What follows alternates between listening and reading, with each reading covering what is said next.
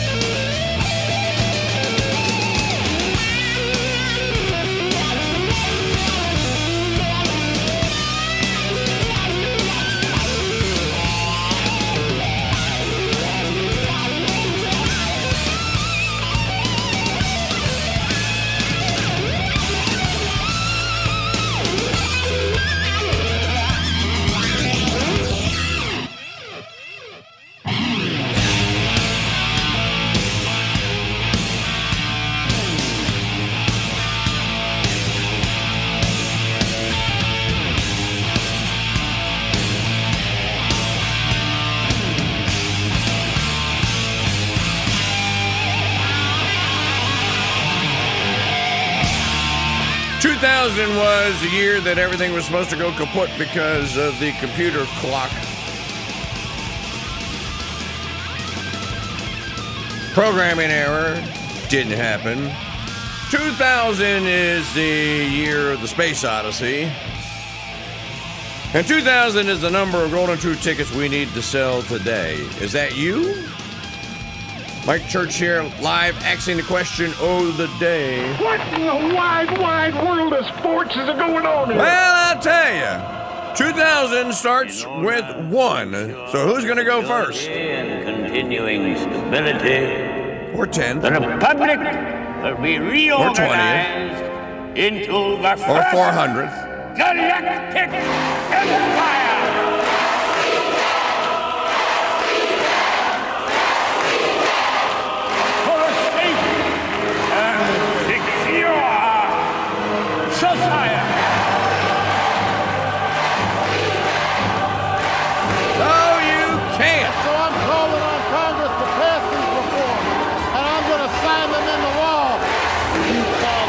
Thunder, well, now you got it.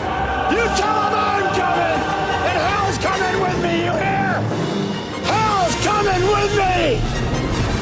Alrighty, our call-in line telephone number if you'd like to be on this most august of all programs, 844-527-8723, 5 Crusade, email address, same as it ever has been. I am KingDude. I am KingDude at protonmail.com. Crusader Stadium, Mike Church Show chat room open at crusadechannel.com/chat for all of your commentary today. We are simulcasting live on the Ethics and Broadcasting Network.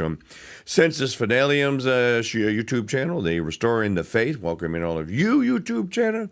990 AM WGS show in New Orleans, and of course at the at Real King Dude on our YouTube channel, and then across all of our apps and platforms and websites at crusadechannel.com and mikechurch.com. So the magic number right now is, well, I just looked at it. Let's see here. 8. Let's refresh. Come on. You can do it. 8,279 in stock. So 21. Somebody just snapped up 25 tickets.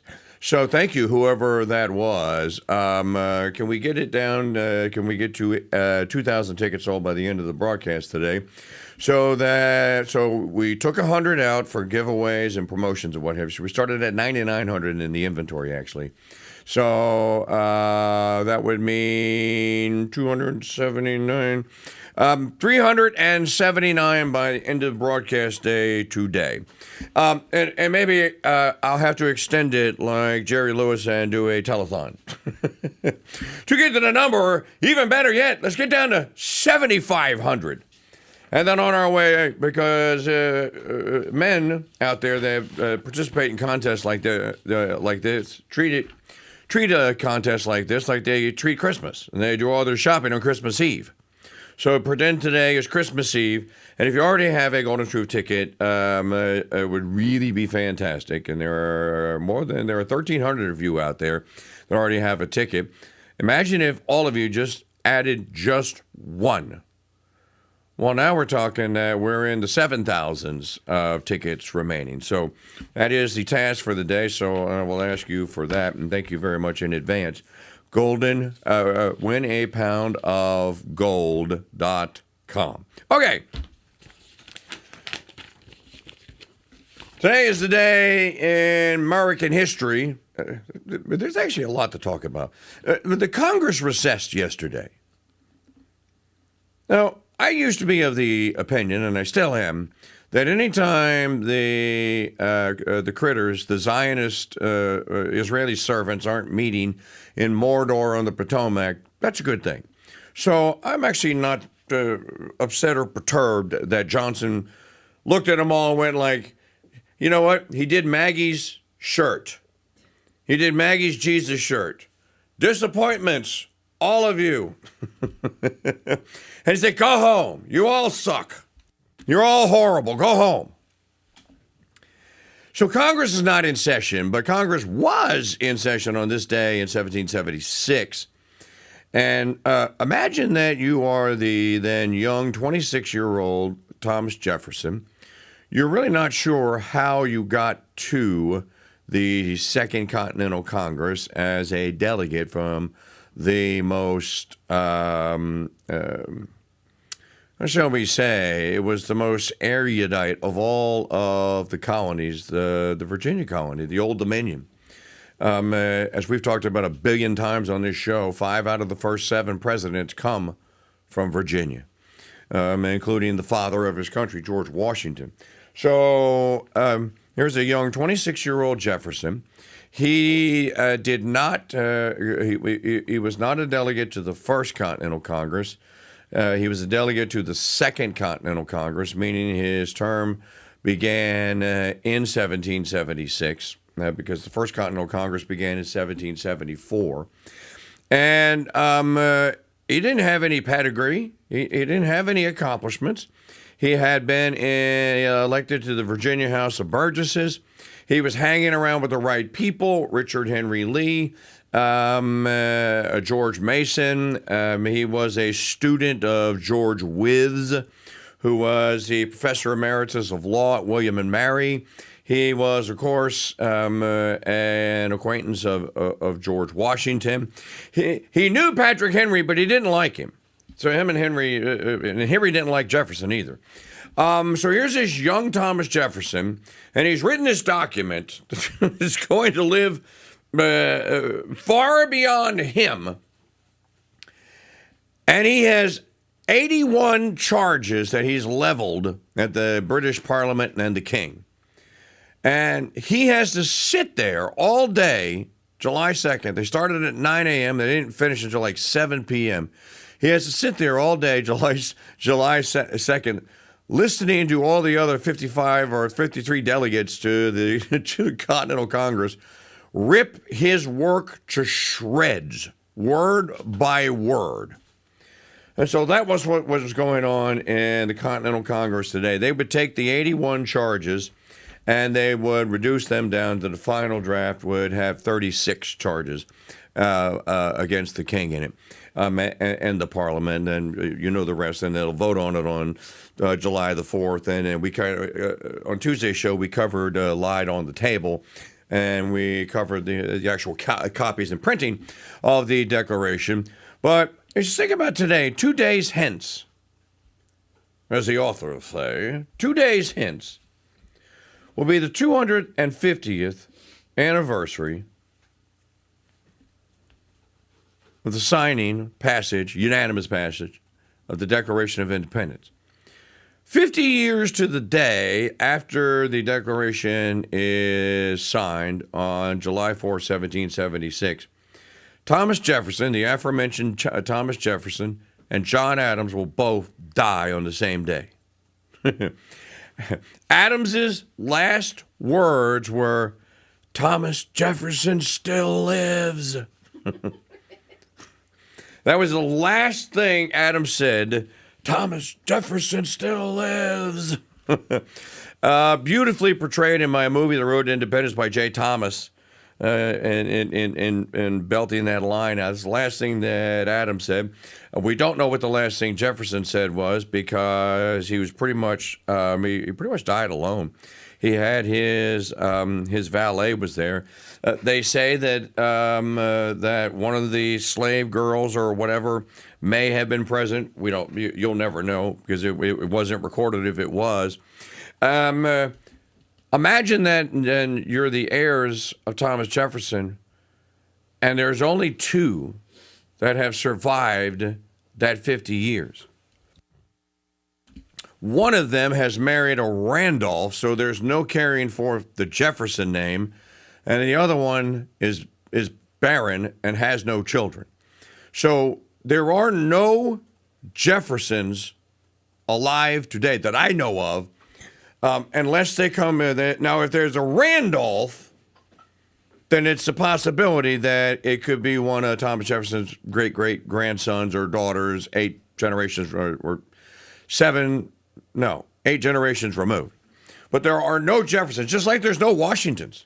Any Washington is a descendant of a slave who took George Washington's last name.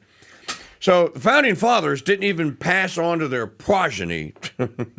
Many of them didn't pass on to their progeny their name. I find some of these little historical facts just they're just interesting. An event that happened yesterday. Okay, so Trump goes to the Teddy Roosevelt Museum. Was it North Dakota? It was in North Dakota, right? North Dakota there. And some of what he did yesterday, I actually thought was pretty cool. Like, he took a ride on the Freedom Train. Mm-hmm. And, like David Allen Coe said, what's that? Roosevelt did the same thing. I was going to say Roosevelt did the same thing. As David Allen Coe told us in the greatest country and western song ever written, that it couldn't have been the perfect country and western song because it hadn't said anything at all about mama or trains or trucks or prison or getting drunk. Trains are just cool. Before the last generation, before Generation X and Generation Alpha and Generation Z were the two worst generations ever, and who were not brought up principally by men. Were brought up either by orphanages or communities or women. So they have been deprived of the great things of our childhood and upbringing, like trains. And a love and an affinity for trains. You know, when I was a little children, one of the things that I asked for every Christmas or for Christmas when I was like 4 or 5, whatever, and I ultimately received it, was a train set. Who didn't like snapping the tracks together and then picking out your train? And then if you got one that was customizable, then it came with the paints and the paintbrushes and the stickers and stuff. And you could paint your own. You could paint your own engine and put names on it and stuff. Who didn't grow up loving trains? So Trump jumped on the Freedom Train, the Roosevelt Freedom Train. Took a train ride, got off, and then gave a little speech. And then on his way to the Teddy Roosevelt Library in North Dakota there, and this was cool. Regardless of what you think about Trump these days, this was actually cool. He's in the Beast car, and he is escorted to the library by Rough Riders. Actual dudes on horseback, dressed up like Rough Riders, and their navy blue long Wrangler shirts and their suspenders. There it is. Maggie's got the video, and their suspenders and their khaki pants. And it was just a cool sight to watch. That they come riding in. They're in front of the Beast, so the security car is leading the procession, and then the Beast is a couple of security cars, as you see right there on your screen, and then here come the Rough Riders, and it's just cool. So, and they're going to come right past this camera here, and then you're going to get a look at. They have their chaps on and their khakis and their long sleeve blue shirts and their hats and their suspenders. It's just real. It's just cool. There's so many Americana things like that are cool. And then there's Trump and the Beast, and he passes by. And then he goes and gives a speech. Now, I'm still trying to figure out. He said something yesterday, and I'm going like, what are you talking about, dude? Did you really pass your mental physical? Because I don't think that he did. He says, and the city is Medora, North Dakota there. He said, well, the Supremes messed it up. Yeah, they messed it up, but it's okay because we got this, they don't know, we got this out of it. And I'm like, finish the sentence. Finish the sentence. We got what out of it? And he didn't finish the sentence. I asked Maggie, I said, well, yes, next. He stopped right there. He just stopped. So I think his teleprompter broke. And I think he was just rambling, and he had to kill time on his own. By the by, there's some people that are on the mall in Mordor and the Potomac that are going to their individual states' displays. Like the state of North Carolina refused to put one there, said they couldn't afford it. So a bunch of volunteers put one up. And there's so many things out there that you could find that are just like infuriating, and this is one of them. They put a rebel flag, a poster of a rebel flag up on it for the first days that it was up. Somebody from the North Carolina government goes in to go see it and sees the rebel flag and throws a temper tantrum, and then the organizers of the event apologize profusely, and then they remove it. You realize the damage that is being done to what little Southern pride and just the reverence to the history of the South and of the Confederacy that is being done by these cowards who want to look at things through the lens of 2026 instead of through the lens of what it actually looked like when it occurred in 1861 when North Carolina joined the Confederacy. And by the way, you know what else they had in the North Carolina exhibit? They had a NASCAR in there decked out in Bass Pro Shop colors. And I'm going, like, my comment on that is, well, North Carolina actually was in the Confederacy. That is a part of its history. It did ratify its own constitution. It did proclaim itself a free and independent state in 1861. It did fly the rebel flag over the Capitol in Raleigh. It did all these things. That's part of its history. Bass Pro Shops is not. So the Bass Pro Shop car can stay, but the rebel flag has got to go. And it's kind of like this is a common thing with the 250th anniversary. Yeah, no, we're not celebrating what they actually did. We're celebrating the new and improved and DEI and woke America. Well, you can do that, but we're not going to do that. Okay, folks, last chance to get Golden Truth tickets today. Your last chance to win my pound of gold. Go to winapoundofgold.com during the timeout. I'll give you an update on the count. We can do this together. The Mike Church Show has been the industry leader in promotions, giving away 5 cars in the last 8 years alone. But nothing can prepare you for the greatest giveaway event in broadcast history. Coming June 8th. One of my favorite books is Jim Collins' Good to Great, and lots of people have benefited from reading it, including me. But few people have read his follow-up book, How the Mighty Fall. Now, over the course of the last 18 years, has been quite the feat of survival to avoid becoming one of the fallen, but survive we have. And guess what else survived? The world-famous Dude Number t-shirt, which began in 2007. Now, to kick off the relaunch of this elite membership club, we announced a brand new t-shirt design, a brand new certificate of authenticity, and access to numbers that have only recently become available.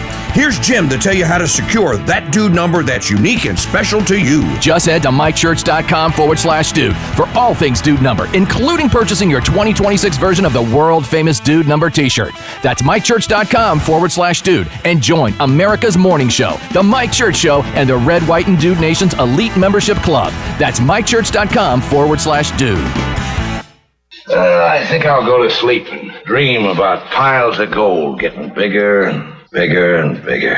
Here's a piles and piles of gold fun fact. When the Trump administration began, an ounce of gold cost $2,750. At the 17-month mark, with his Iran war and MAGA inflation, it's at $4,500. Now, we don't know where the $1,750 price difference went, but we do know that Mike Church has 1 troy pound of gold in his safe, and that he's going to give it away on July 2nd. And even if you're a neocon in MAGA clothing, you can still win it. Win Mike Church's Pound of Gold. Tickets on sale now exclusively at winapoundofgold.com. Reposting Laura Loomer lies forgiven. Pardons sold separately.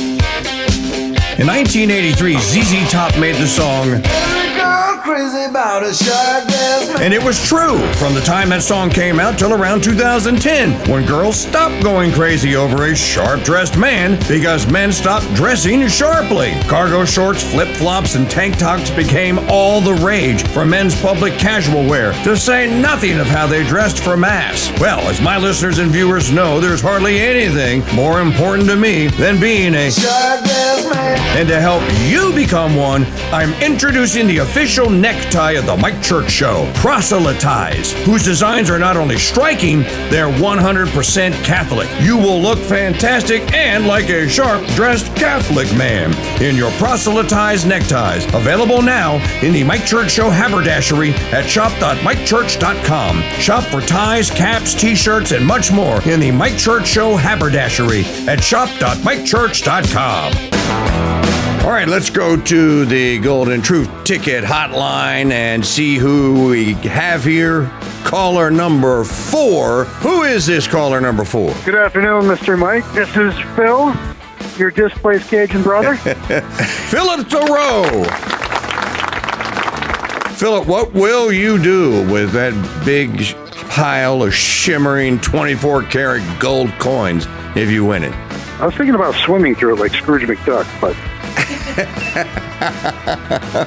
Well, no, really. Outside of that, what would you do? I'm generally going to keep as much of it as I can, probably unload a few to pay some bills and spread around the wealth a little bit. Man, you could buy some mag tires for that truck of yours, mag rims. That's already set up. That's the company's. I got to buy some for my crappy pickup truck I just bought. Well, there you go. Well, Philip, thanks for playing the Golden True Ticket Contest game, and you've got 2 tickets now, so 2 chances to win. Beautiful. Okay, brother, it's always great to hear from a longtime listener, Philip. Thank you very much. Good luck. Thank you, sir. You're very welcome. Folks, you can be next here. Listen tomorrow morning, 6:30 a.m. when I play the Golden Truth Ticket soundbite of the day. Be the appropriate number caller when you hear that soundbite played back, and you win a Golden Truth Ticket. Know the prize, secret prize. Know the secret prize word of the day, and you win two Golden Truth Tickets here. But you don't have to wait for that. You can get your tickets right now at winapoundofgold.com.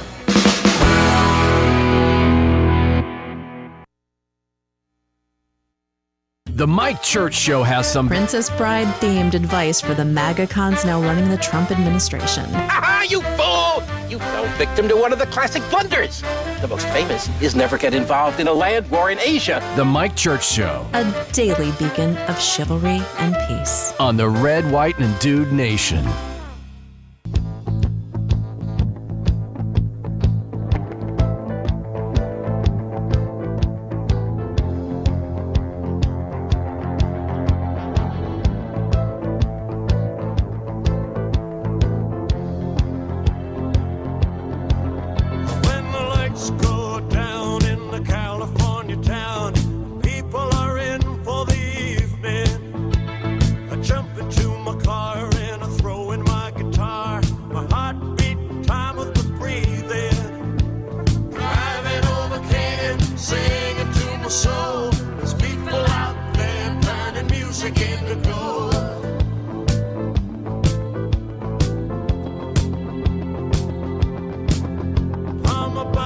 No, it's not the soundbite of the day. It's just a bumper music song. With Stevie Nicks, the nanny goat, singing back up there. July 2nd show. No, we're not giving the gold away today. We're going to give it away tomorrow morning in the 9 o'clock hour. It'll be a very special broadcast. I will email you details out. Just depends on how late of a night it is. Well, we didn't do any,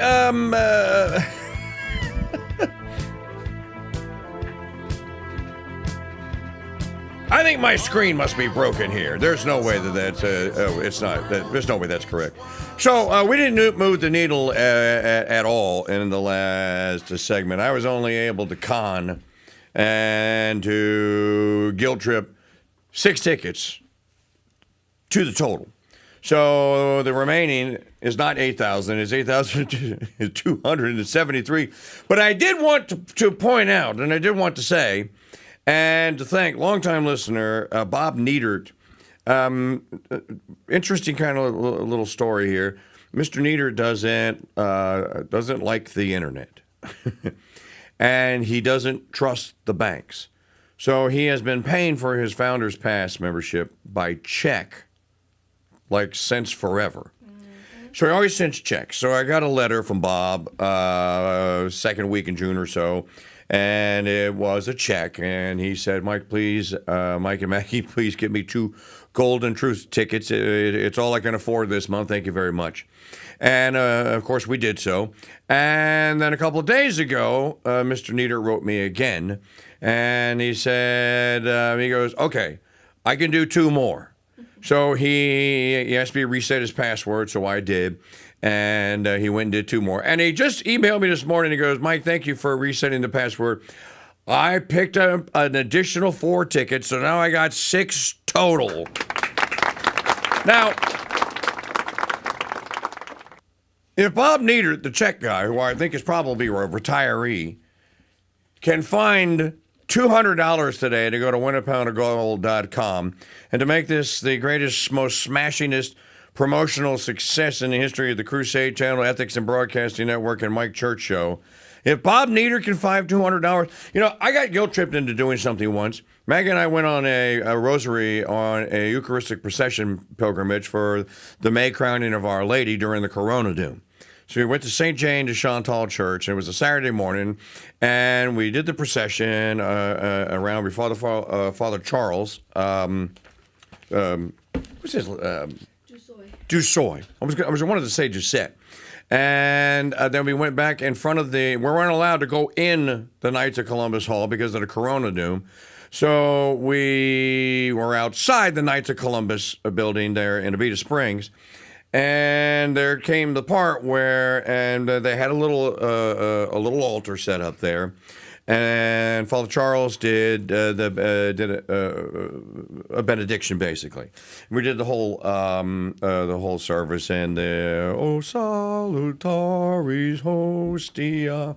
So we did all that, and as this was going on, Maggie and I are there, and now I'm relatively speaking, I'm a geezer. Well, she's a spring chicken. Nope. But next to us are the Burrows, John and Carla. Mr. John was in his mid-80s then. He's 90 now.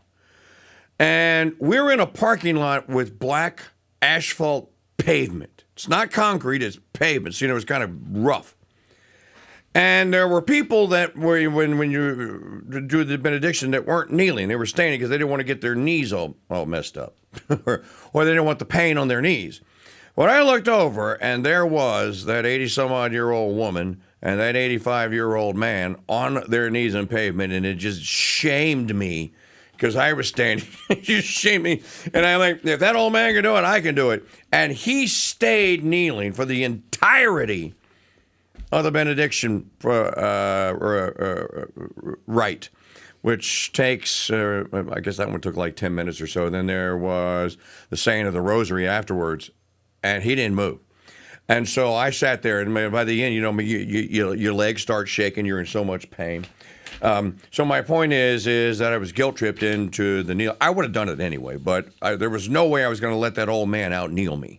I'm looking like, you're not going to get me, buddy. So, in that spirit, are you going to let Bob Niedert, our wonderful, beloved subscriber, listener, and pay-by-check retiree guy, out golden truth ticket you young people? He's got 6 now. I think everybody ought to have 6, or at least 6. And there are some of you that do. WinAPoundOfGold.com. It's the same thing every year, isn't it? It's always just the last minute. I was rereading Eric Moyer today, and I put it in today's Church Doctrine email newsletter, and I was rereading the part of his conclusion where, and if you don't recall, this was last week that we did this. I think I split it up in 3 days. America's Original Sin, the 1787 coup, cult of consent, and inversion of logos. And I was reading his conclusion again, and so I thought, you know what, I'm going to put this into the Church Doctrine today as quote of the day. So, and his conclusion begins, and I just put the first paragraph in it. And the first paragraph is, wait a minute, let me get to it. It's so long, the essay. Many continue to believe Mara can be restored by returning to its founding ideals through activism, litigation, or moral witness. This hope is not merely historical naivete, but a psychological coping mechanism, a way to manage despair without confronting finality. The founding betrayal is irreversible. Every attempt at reclamation merely consecrates the original fraud, converting restoration into ritual and postponing reckoning. All right, hold that thought right there. There's an essay at thefederalist.com. The Supreme Court doesn't have the final word on birthplace citizenship. Now, first thing I thought when I saw the title was, oh, that's interesting. Maybe I'll get some inspiration out of this, and I'll read it. So I started reading it, and there was about 2 paragraphs there, and I went, wait a minute. Lincoln worship. So I scrolled down to the bottom, and my suspicion was this has got to be one of these guys that is from the Claremont Institute, and sure enough, I get down to his byline. Dr. John Eastman is a senior fellow at the Claremont Institute. You know, you could just tell when the Lincoln worship comes in. You could tell we are not going to follow the path of Lincoln, Mr. Eastman, and declare war on half of the United States and go kill 850,000 human beings so that the South can be subjugated all over again. We need to do it the constitutional way, as Lincoln said. I have news for you. We're in this pickle with this birthright citizenship nonsense because of the constitutional way. Stop denying it. The Supreme Court is an instrument of the U.S. Constitution. As a matter of fact, how many babies were killed under Roe? Before the Dobbs decision, I believe the count was 61 million. There's 61 million potential American citizens, potential curers of cancer, potential priests, potential bishops, maybe even a potential pope who were murdered in utero, and that was done per, we were told, the U.S. Constitution via an edict from the federal judiciary and the Supreme Court. So people that are out there lollydaying around today and going, oh, there's so much to do about nothing. This too shall pass. Oh, it's okay. No, it's not okay. The Supreme Court brought into existence, sewn together out of whole cloth from the text of the 14th Amendment, the Miracle Amendment as I call it, Roe. And 61 million babies were executed as a result of it. Don't tell me the Constitution can repair this. It's the Constitution that was used to do it. What do you think they're going to do with birthright citizenship now? Tell you what they're going to do. The Democrat Party right now has envoys and recruiters in all of the bad third world countries, and they are recruiting young women and young men to sneak in to the United States and to have children, a child, so that they get to become American citizens. And then they will get right back on the voter rolls as they were before Trump deported them. They will glom onto the welfare system, and they will infect and then ruin every culture they are or every locality's culture that they are injected into. That's what's going to happen if it's not stopped. So how do we propose to stop it? I told our coffee delivery guy yesterday came by, and he goes, oh, Mike, you got to tell me, what's George Webb up to? You always ask me about George Webb. And I said, I don't know. I haven't talked to him. And then he said, well, what are we going to do about this birthright citizenship thing? And I gave him the 4 options. He didn't like them. And he left.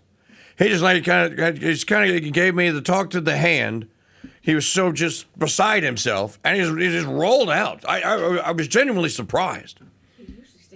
Because he usually stays here for half an hour talking. I have to get him water. He stays here so long. What were the 4 solutions or options that I gave him? Well, the same ones that are now being talked about. You can have the Birthright Citizenship Act. You could have Andy Ogles get into the United States if you're a pregnant woman, or the what's it called, waving navies. Something waves, wavy. So you can have an act of Congress, which is going to get challenged in court immediately. It's going to wind up right back at the Supreme Court. You could do a constitutional amendment. Now that we are properly counting the states, it's 15 states aren't going to ratify. And that's when it was at that point that my buddy Fraser went, nope, that's it, I'm out. And he goes, what about constitutional amendment? I said, well, let's count the states that aren't going to ratify. And I could just see the man's heart sink. And I started to tick them off. Let me tick them off to you. These are the states that are not going to ratify the 29th Amendment, Rand Paul's 29th Amendment, which will undo what the Supreme Court has just done. California, Oregon, Washington, Illinois, Colorado, Massachusetts, New Jersey, New York, Connecticut, Rhode Island, Vermont, Virginia, Hawaii, Maryland, Delaware. That's 15. That means that you have 35 states who are left with a constitutional amendment that they wish to be implemented. They ratified it, and it's not going to go into effect because there are 15 states that are never going to ratify it and are going to become anchor baby hellholes. And then we're supposed to remain in union with them. The only, I'm going to say, what is the option after that then, students? And when I talk about this, I genuinely mean this. Tell me, what is the option? Well, I suppose the other option is just suck it up, buttercup. Just pretend like it never happened. And just go about your business and pray, hope, cope, and don't worry. I think that nefarious, evil, demonically inspired people across the world right now are plotting our demise. Not just because they can, but for all of the things that we have done to them. If you're an Iraqi, you're going, oh, so I can go to the United States, pop a kid out, automatically a citizen. That kid can then get me an anchor in, and I can infiltrate the United States. And if enough of us do this, we can work on doing to them what they did to us. The Iranians could do the same thing. The Syrians could do the same thing. Insert your country that we have had undeclared wars in the Middle East since the 1980s here. The Afghanistans, the Afghanis could do it. Would the Russians want to do it? I don't know. Do they hate us that much? The Chinese, certainly. Chinese Communist Party, as Trump was joking. Maybe it's no joke. Speaking of Trump joking, I had a thought. What if that executive order that he signed? Now look, I'm just throwing this out here. I'm not proclaiming this. I'm just, because there are a lot of you that think that he is the Manchurian candidate. Well, let's flesh that out for a moment. What if the executive order that he signed, making illegal birthright citizenship, what if he knew all along it was going to wind up at the SCOTUS and that they had the votes to nuke it and then to basically codify into the Constitution the birthright citizenship? Now, I'm not saying that he did that. I'm saying that if someone were to think that it is a possibility, is it not? So again, tell me, how are we supposed to get out of this particular pickle? 844-527-8723, Crusader Stadium chat room, crusadechannel.com/chat. I think the first thing that we could do is say that we will not obey. Communicate to your legislator, your state senator, your state representative, and to your governor that don't you dare think that this state is going to obey that court decision. And if it means that I have to run against you, Kim Carver, in this district or in Western Louisiana, if I have to run against that representative to get that point of view heard in the Louisiana legislature, well, then that's what I got to do. And for many of you, that's what you're going to have to do. If they won't do it, then you're just going to have to step up to the plate and you're going to have to do it. Because if you don't,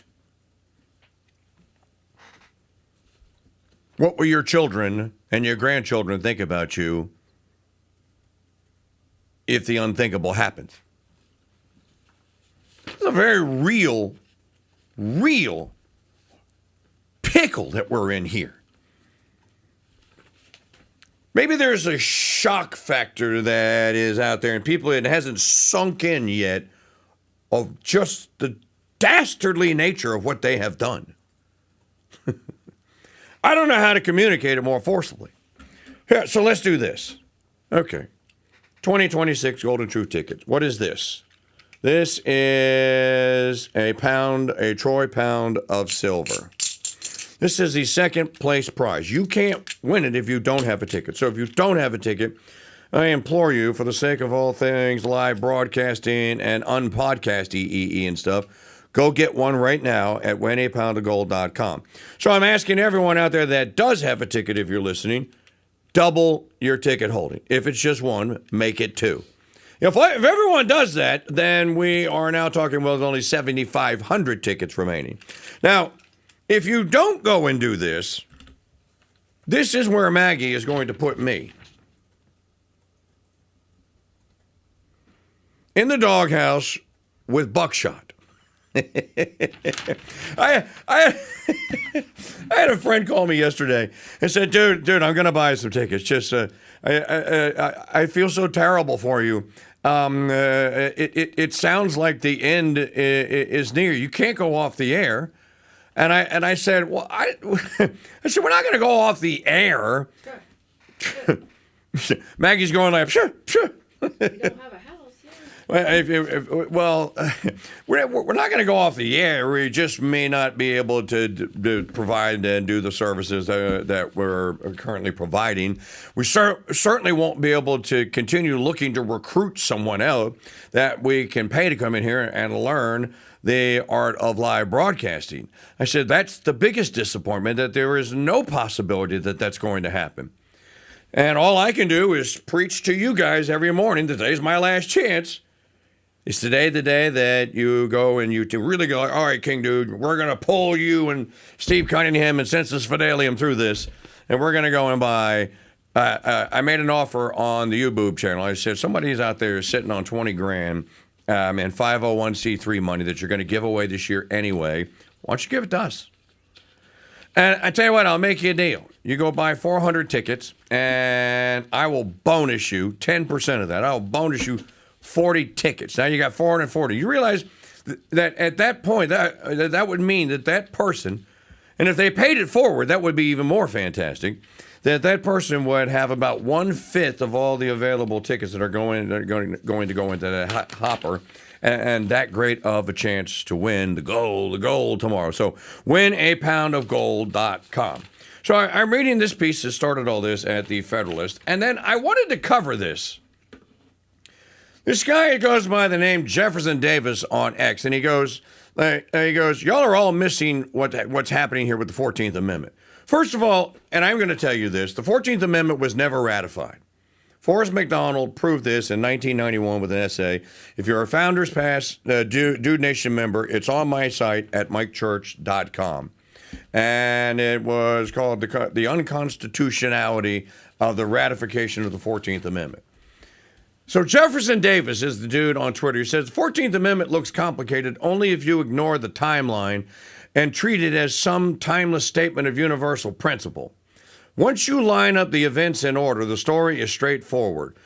Republicans opposed the expansion of slavery into the territories before the war because they wanted to block Southerners from bringing their voting power into new states. I told you this. Slavery itself was never the ultimate target. It was a tool. Stopping it in the territories was a way to keep Southern political influence from growing and diluting Northern Republican strength. The 13th Amendment was passed to punish the South after the war. Once slavery ended, the old 3/5 clause disappeared, and black people were counted as full persons for representation. Andrew Johnson then moved to readmit the Southern states on the theory that they had never actually left the Union. I'm going to pause right there because we're going to run out of time. Okay. So I'll go and double our Golden Truth ticket holdings this time out here at winapoundofgold.com. And I'll come back with the happy news.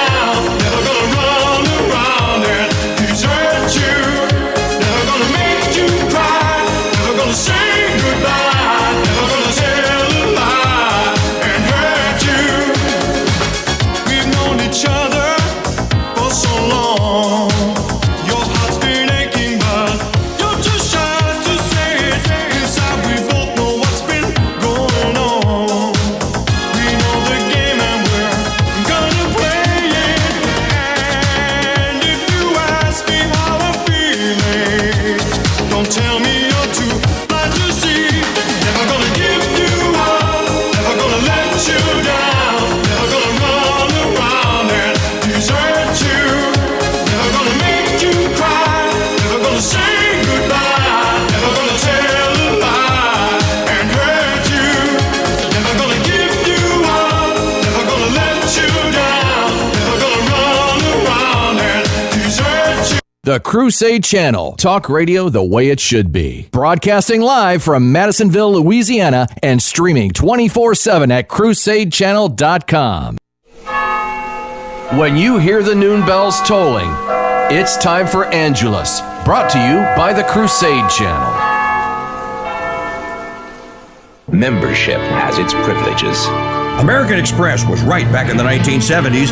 Membership has its privileges, and no membership privilege is greater to a Red, White, and Dude Nation listener than membership in the elite membership club that is the Dude Number. Here's Lee to tell you how to get yours. That's right, King Dude. Membership does have its privileges. And when it comes to the Dude Number, applying for membership has never been easier. Just head to mikechurch.com/dude to start the membership process.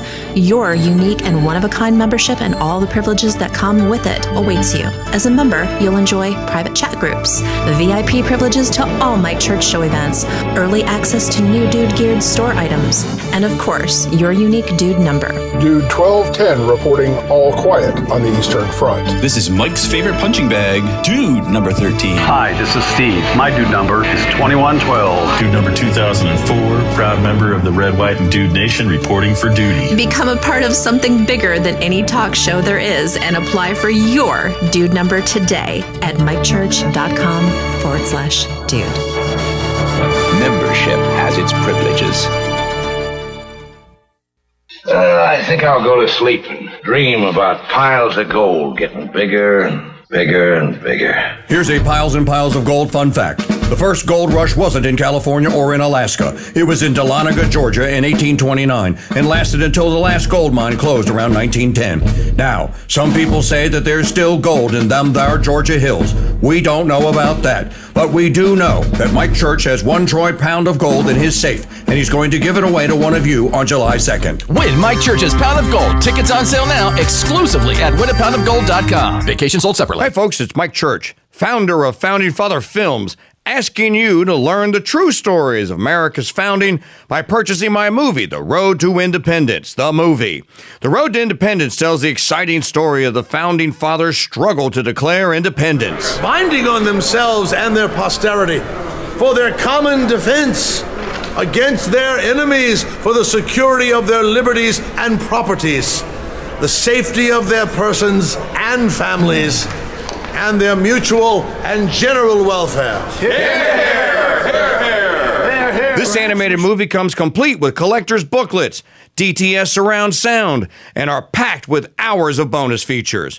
Learn the true stories of America's founding and order Mike Church's The Road to Independence on DVD and CD. Available now at mikechurch.com/DVD and by calling 844-527-8723. Hey folks, Mike Church here. You know, when I was a little cheerins, I remember loving the old Dunkin' Donuts TV spot. You know, the one with the guy who got up at 3 a.m. mumbling to himself as he went out the door and then back in his front door. Time to make the donut. Well, fast forward 46 years and now I'm the guy waking up at 3 a.m. mumbling to myself as I go in the studio door, then back out. Time to make the radio. I made the radio. I made the radio. But I have a secret weapon the Dunkin' Donut dude didn't have. Mike Church's Capuchin Holy Roast coffee in whole bean or ground. Our fresh, aromatic, gourmet coffee is made from 100% fair trade beans, freshly imported, roasted by my friend Kyle and his daughter at the Abita Roasting Company, then delivered to you so fresh your kitchen will smell like a barista shop. Good. So, whenever you arise to take on the day and listen to the Mike Church Show, do it the Red, White, and Dude Nation way by brewing up a fresh pot of Capuchin Holy Roast or my all-new Capuchin Holy Roast New Orleans blend coffee and chicory at shop.mikechurch.com. All right, let's go to the Golden Truth Ticket hotline here. Caller number 5. Who's this? This is Bushwood Lady. Bushwood Lady for the win. Oh, I'm so excited. You're named after everyone's favorite golf course. Actually, it's a little town in Maryland. Bushwood, Maryland. I don't think I have ever been there. Well, it's right on the Wycomico River. Oh, sounds... Across from Robert E. Lee's birthplace in Virginia. That is an important landmark. Yes, and we're the only probably southern part of Maryland left. So you still sing Maryland, My Maryland? Yes, in the old way. Yes. Well, Betsy, you have the secret password of the day? Is it Duckies? Duckies it is. Great. Okay, if you are to win my gold on July the 2nd, what will you use it for? I will probably help my children pay off some debt. Well, that's a new answer. Help children pay off debt. I feel like Richard Dawson. Survey said. Well, I am an old person, so I won't be needing it where I'm going, I hope. Well, I thank you so much for calling. Congratulations to you, Betsy, and good luck. Oh, thank you so much. You're very welcome. You too, folks, can be our next winner. Listen every weekday morning, 6:30 a.m. for the soundbite of the day. We'll play it back later in the day. Be the right number caller. Have my secret password of the day from YouTube. And you win not one, but 2 Golden Truth tickets. But you don't have to wait for that because you can get your Golden Truth ticket today at winapoundofgold.com. One of my favorite books is Jim Collins' Good to Great, and lots of people have benefited from reading it, including me. But few people have read his follow-up book, How the Mighty Fall. Now, over the course of the last 18 years, has been quite the feat of survival to avoid becoming one of the fallen, but survive we have. And guess what else survived? The world-famous Dude Number t-shirt, which began in 2007. Now, to kick off the relaunch of this elite membership club, we announced a brand new t-shirt design, a brand new certificate of authenticity, and access to numbers that have only recently become available. Here's Jim to tell you how to secure that Dude Number that's unique and special to you. Just head to mychurch.com/dude for all things Dude Number, including purchasing your 2026 version of the world-famous Dude Number t-shirt. That's mychurch.com/dude and join America's morning show, The Mike Church Show, and the Red, White, and Dude Nation's elite membership club. That's mychurch.com/dude.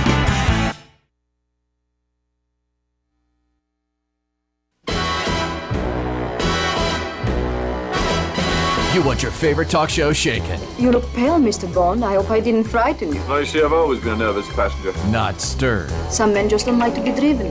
No, some men just don't like to be taken for a ride. Unlike the fake conservatives in Zion Media, my church will never take you for a ride, but he will help you on your journey to a blessed eternity.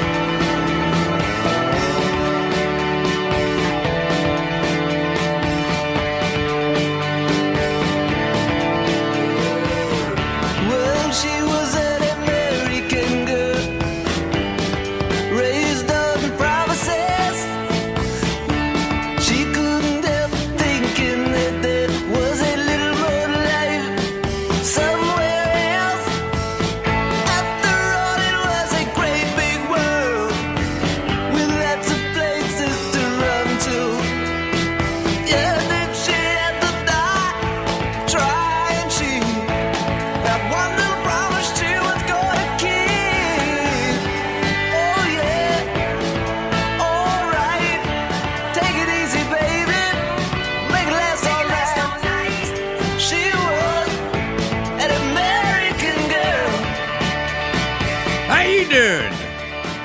8,238 tickets in stock. That means we're at 238 from the intermediate goal today.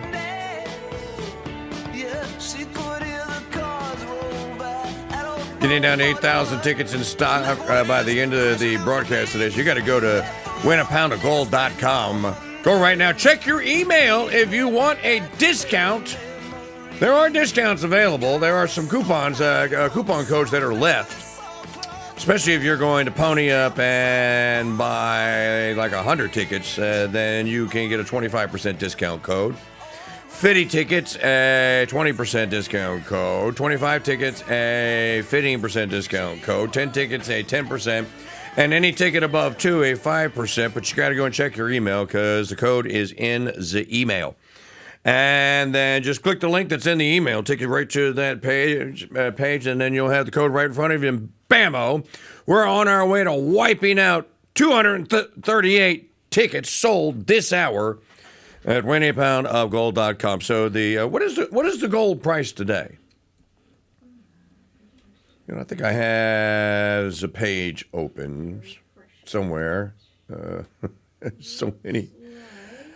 I want to see who is on the leaderboard because the brothers and sisters were duking it out for first and second. Brother Andre Marie is well above. So Brother Andre Marie is going to take the gold medal unless KR Price 2. 498. Brother has got $500 in earnings, which means he has sold well over $20,000 worth of tickets. So there are ticket buyers out there. You're listening right now. We can't make you support live, independent ethics and broadcasting media and radio, but you should. Can I ask a question? Why wouldn't you? So if you don't have a ticket, go get one. If you do have one, can you double the amount that you have right now? This is kind of like our telethon show at winapoundofgold.com. So it's Bam in first, KR Price 2 in second, MICM Sisters. Our sisters are in third. Bob Kopka is in fourth. Allison, that's our tech development company. She is in fourth, and then Paul S. is in fifth. No one has moved up that leaderboard since it is pretty much unchanged from yesterday.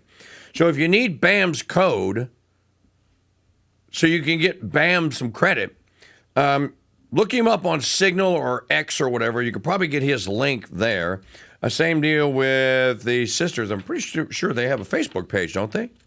Yes. Sisters are the MICM Sisters, the St. Philomena Convent. Facebook page. I gave them their own unique link, so I know that they have one. All right. Let me finish up with this 14th Amendment hullabaloo because people keep asking me about it. Can you post a link to the 14th Amendment thing so I can find out that it was never legally ratified? It was never legally ratified. A state that was kicked out of the Union or a state that seceded, a southern state, could not ratify an amendment as a condition of admission to the Union. Read the Constitution. Read Article 5. It'll tell you how an amendment can be ratified. Only a state in the Union can ratify an amendment. State of Virginia in 1865 was not in the Union. It could not possibly have voted to ratify the 14th Amendment. That's why it was never legally ratified.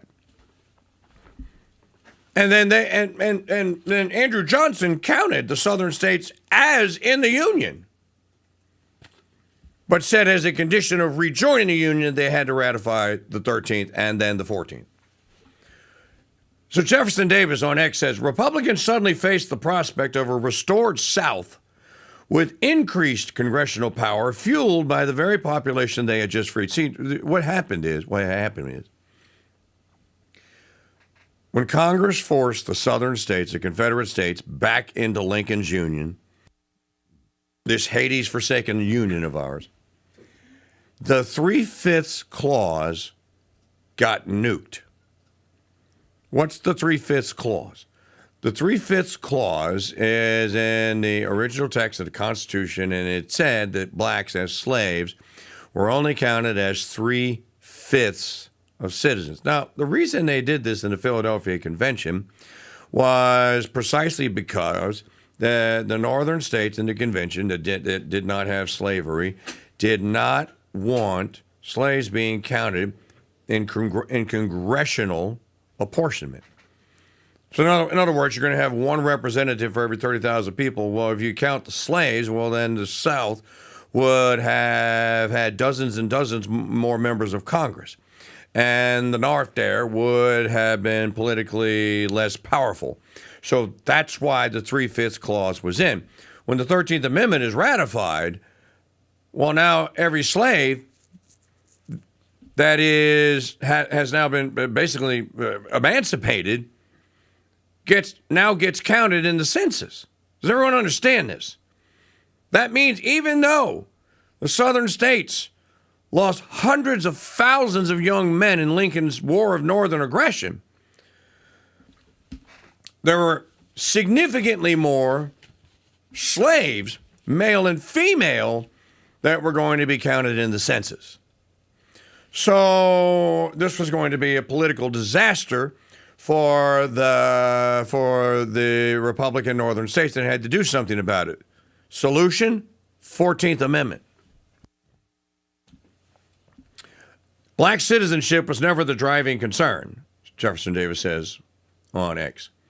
Attorney General Bates' opinion on the subject was issued to justify arming black men during the war, a purely practical wartime move. When that same population threatened to hand political power back to the Democrats through readmission, Congress acted. That is the 14th Amendment.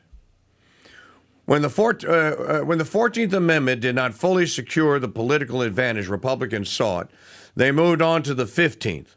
In the 1868 election, the Republican platform explicitly called for black suffrage only in the South, not nationwide. The same Congress that supposedly embedded universal birthright citizenship in 1866 refused to endorse black voting rights in the North there just 2 years later. Dates matter. The court's opinion talks as if the framers were operating from some consistent theory of universal citizenship in 1866. Yet those same Republicans treated black voting as a sectional weapon in 1868. The entire sequence, from the fight over the territories to the 13th Amendment to the 14th to the 15th, is a story of political power, not abstract principle.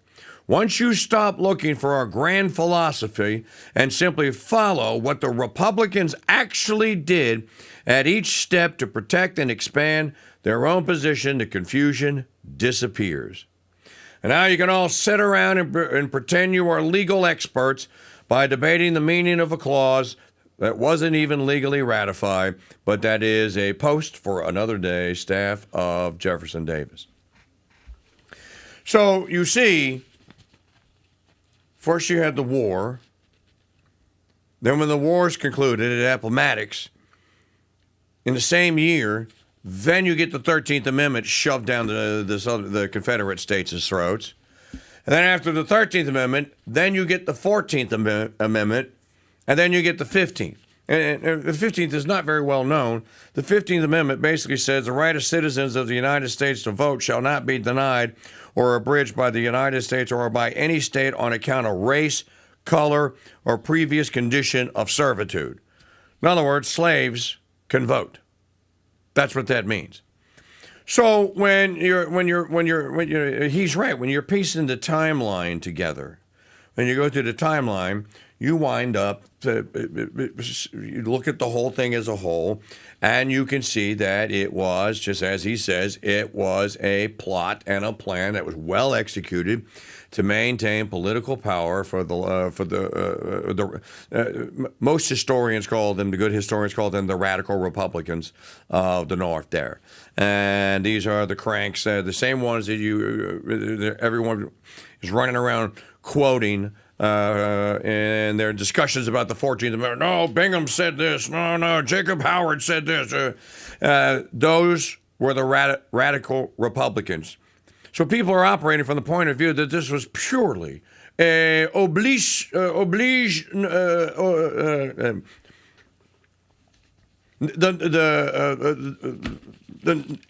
noble elites in their love and in their warm embrace of blacks They did this out of selfless Christian love for their fellow man. No, they didn't. And they also put that clause in there about borrowing money. They wanted to make sure that the English, who were threatening at the time, that the English didn't go like, oh, you guys just weren't well funded in your little war. You think the English didn't think that by aiding and assisting the Confederate States, and should the Confederate States be victorious in the War of Northern Aggression, can you see how the entire geopolitical world would have been turned upside down? Because the British Empire was concerned, it was primarily doing business with the Yankee North there because of the system of duties, imposts, and tariffs that the South suffered under and paid and toiled under. There's a lot about this history that's not well known. So when someone says, we need to get back to not being rhinos anymore, and they're talking about the radical Republicans of the 1860s, you don't want to be a radical Republican of the 1860s. Those people were Protestant evil bastards. Right, Steve Cunningham? 100% right. He said 100% right. Most of our fellow Catholics know nothing about any of this stuff that we're just talking about. Hang on, I gotta unplug and replug, of course, so I can get you on. There you are. No, I want to get you on. What am I doing here? There you go. All right, there we go.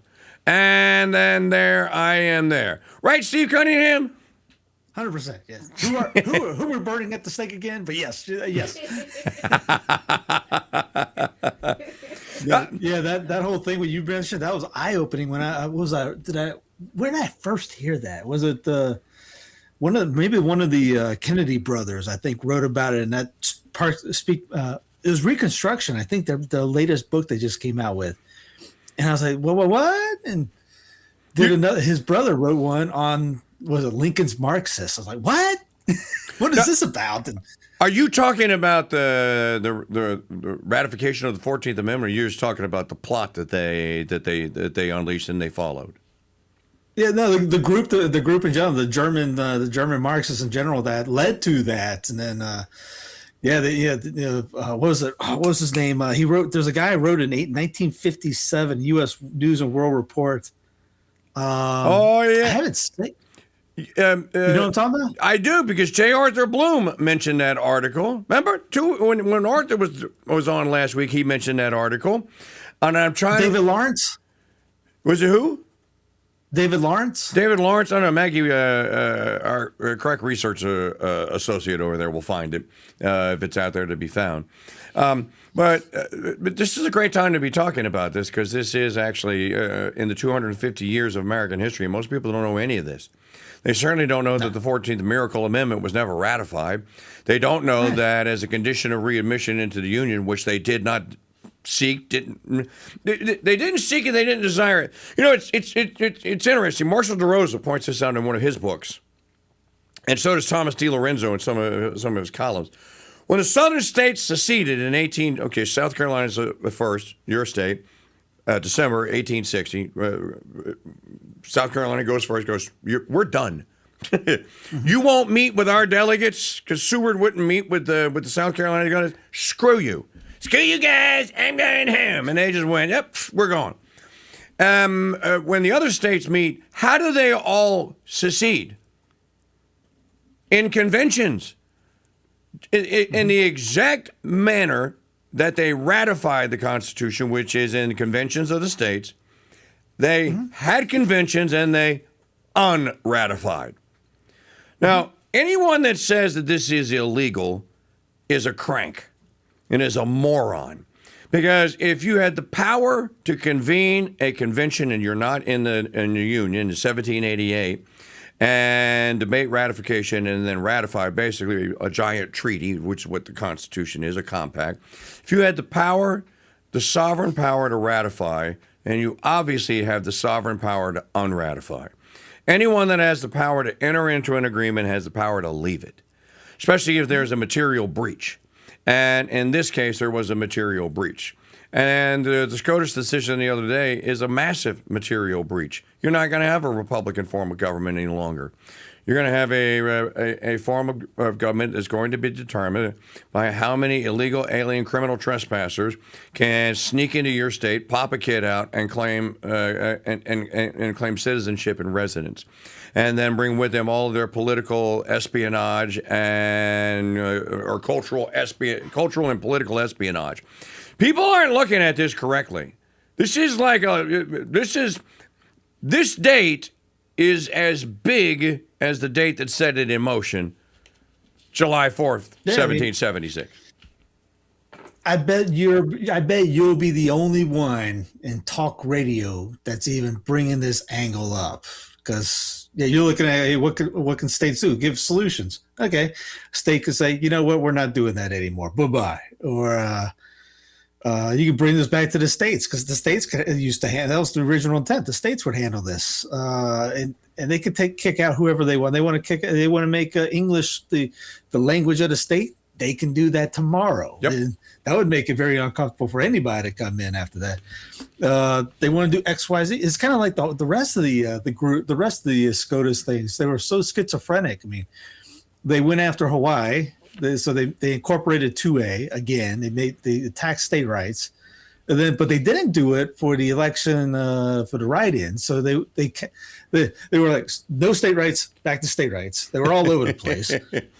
And then this one is pretty much they went after Trump on the EO that he had no authority to do anyways. So nothing happened. I don't have my tinfoil. Where is it? My tinfoil hat mindset on this is he wanted this to happen. He knew it was going to happen. He knew that the result was going to happen, just so they can use as a marketing tool to bring in the SAVE Act, which will have digital ID all over that blasted thing. Kind of like that Kids Act thing that they're trying to ram through right now. It's nice. It's good for the kids, but we have to pretty much put our digital driver's license into that thing? Oh, okay. Yeah, we see where you're working on it. Okay, wait a minute. Did I just hear Steve Cunningham of Sensus Fidelium with us on our StreamYard Maker Hotline? Did I just hear you say that my theory that I espoused earlier is correct? That Trump did that executive order knowing that the SCOTUS was going to nuke it and was going to implement birthright citizenship so they could get the SAVE Act? He was probably doing it, Mr. Burns. Excellent in the background. Excellent, Smithers. I'll foil them with their own foil. We need to talk about gold. All right. Let me refresh the El Pagi here. The ticker says 8,212, so I am unsuccessful in moving the needle. I can't get anyone to do anything this morning. They're all telling me to go pound sand. This is worth $728 this morning. That's 1 troy pound of silver. If you come in second, if you're the second place ticket, you're going to win this. Is this not worth a $50 investment? And again, I find myself in the position of going like, why? Why is it, Maggie and I were talking about this yesterday, and I think that it is precisely because people do not associate this with being money anymore. And they think that anyone that has it is a criminal, or you stole it, or you robbed Fort Knox or whatever, and they just don't believe. Like Maggie's niece was like, what would I do with gold coins? And her grandmother says, spend them. like you do everything else, or hoard it hoard it like you do everything else. Why would I do that? Because it retains its value. So this is a smart college graduate, 25-year-old that does not understand silver and gold coinage and doesn't understand the worth of silver and gold. So, here we are, 8,212 tickets in stock. We were thinking today we'd have 1,212 tickets in stock, and it'd be a mad rush for people to go out and please take my money. I want a chance to win that gold and support you guys. But here we are, and it's not the scenario. So we're Jeremiah outside the walls. I saw my anti-Catholic atheistic friend who bought some gold right off the bat because He goes, "This is awesome. This is incredible. This is what how's no one else buying this?" I'm like, indeed. You have more faith in other people than I do, I guess. Well, you have a mailing list of 2,500. I have a Substack of 5,800. I have a mailing list of 5,100. And you have told him, and I have pleaded with all of them. So between, it's almost 10,000 people. So that means that 8,000, that 75% of all human beings that have heard about this magnificent opportunity, plus it's a great chance to do a little make a little charitable donation. 80% of people that have been presented with the opportunity going, have done the flipper, have done the no. Hang on, can you hang on? I got to take a break. All right, we'll be right back, folks. WinApoundOfGold.com. Make us proud when we come back with that number. I think I'll go to sleep and dream about piles of gold getting bigger and bigger and bigger. Here's a piles and piles of gold fun fact. When the Trump administration began, an ounce of gold cost $2,750. At the 17-month mark, with his Iran war and MAGA inflation, it's at $4,500. Now, we don't know where the $1,750 price difference went, but we do know that Mike Church has 1 troy pound of gold in his safe, and that he's going to give it away on July 2nd. And even if you're a neocon in MAGA clothing, you can still win it. Win Mike Church's Pound of Gold. Tickets on sale now exclusively at winapoundofgold.com. Reposting Laura Loomer lies forgiven. Pardons sold separately. The Crusade Channel and the slaves of the Immaculate Heart of Mary's Sisters present the Saint of the Day. Hello, Crusaders. This is Sister Maria Jeremiah with your Saint of the Day. Today is July 2nd, the feast of the Visitation of Our Lady. As soon as Mary, the spouse of St. Joseph, had learned from an angel that, as she had conceived a child virginally, so Elizabeth, her cousin, had conceived one miraculously, she made haste to go and visit Elizabeth. In this journey, what lessons of humility does the Holy Virgin give us? She had just been saluted Mother of God and exalted above all mere creatures, even the highest seraphim of heaven, yet far from being elated with thoughts of her incomprehensible dignity, she appears but the more humble by it. She prevents the Mother of the Baptist in this office of charity. The Mother of God pays a visit to the mother of her Son's servant. The Redeemer of the world goes to his precursor. What a subject of confusion is this to the pride of the children of the world. Mary arrived at the house of Zachary and Elizabeth at Ein Karim, a little town southwest of Jerusalem. When she entered, she saluted Elizabeth. What a blessing did the presence of the God-man bring to this house, the first which he honored in his humanity with his visit. But Mary is the instrument and means by which he imparts to his divine benediction to show us that she is a channel through which he delights to communicate to us his graces and to encourage us to ask them of him through her intercession. At the voice of the Mother of God, but by the power and grace of her divine Son, in her womb, Elizabeth was filled with the Holy Ghost, and the infant in her womb was sanctified, and miraculously anticipating the use of reason, knew by divine inspiration the mystery of the Incarnation, and who it was that came to visit him. From this knowledge he conceived so great, so extraordinary a joy as to leap and exult in the womb. Blessed Mother of God, Our Lady, pray for us. Thank you for joining us for this brief summary of the Visitation of Our Lady. Tomorrow's saint is Saint Leo II. To access all of our Saint of the Day recordings as podcasts, head to crusadechannel.com/saints. You can learn more about our sisters and contribute to the building of our convent by visiting stphilomenaconvent.org. And until next time, God bless and Mary keep you.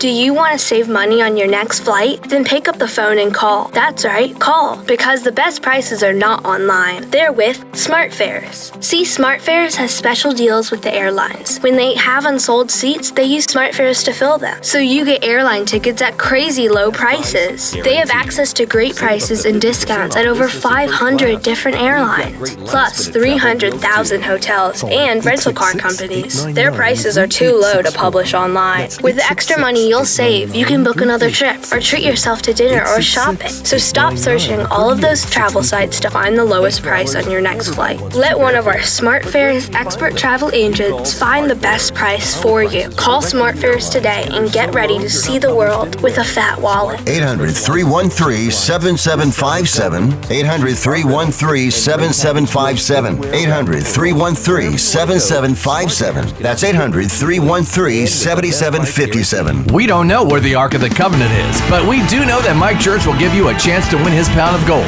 And all you have to do is listen for the golden sound of the day. Weekday mornings at 6 a.m. on The Mike Church Show at MikeChurchShow.com and on YouTube at Real KingDude.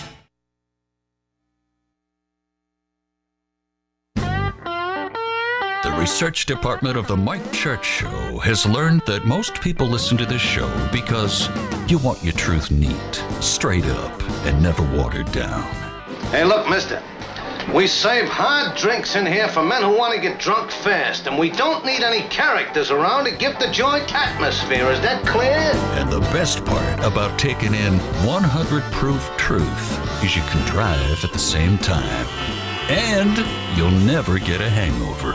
I'm so wasted! The bar at the Mike Church Show opens every weekday morning at 8 a.m. exclusively on the Veritas Radio Network's Crusade.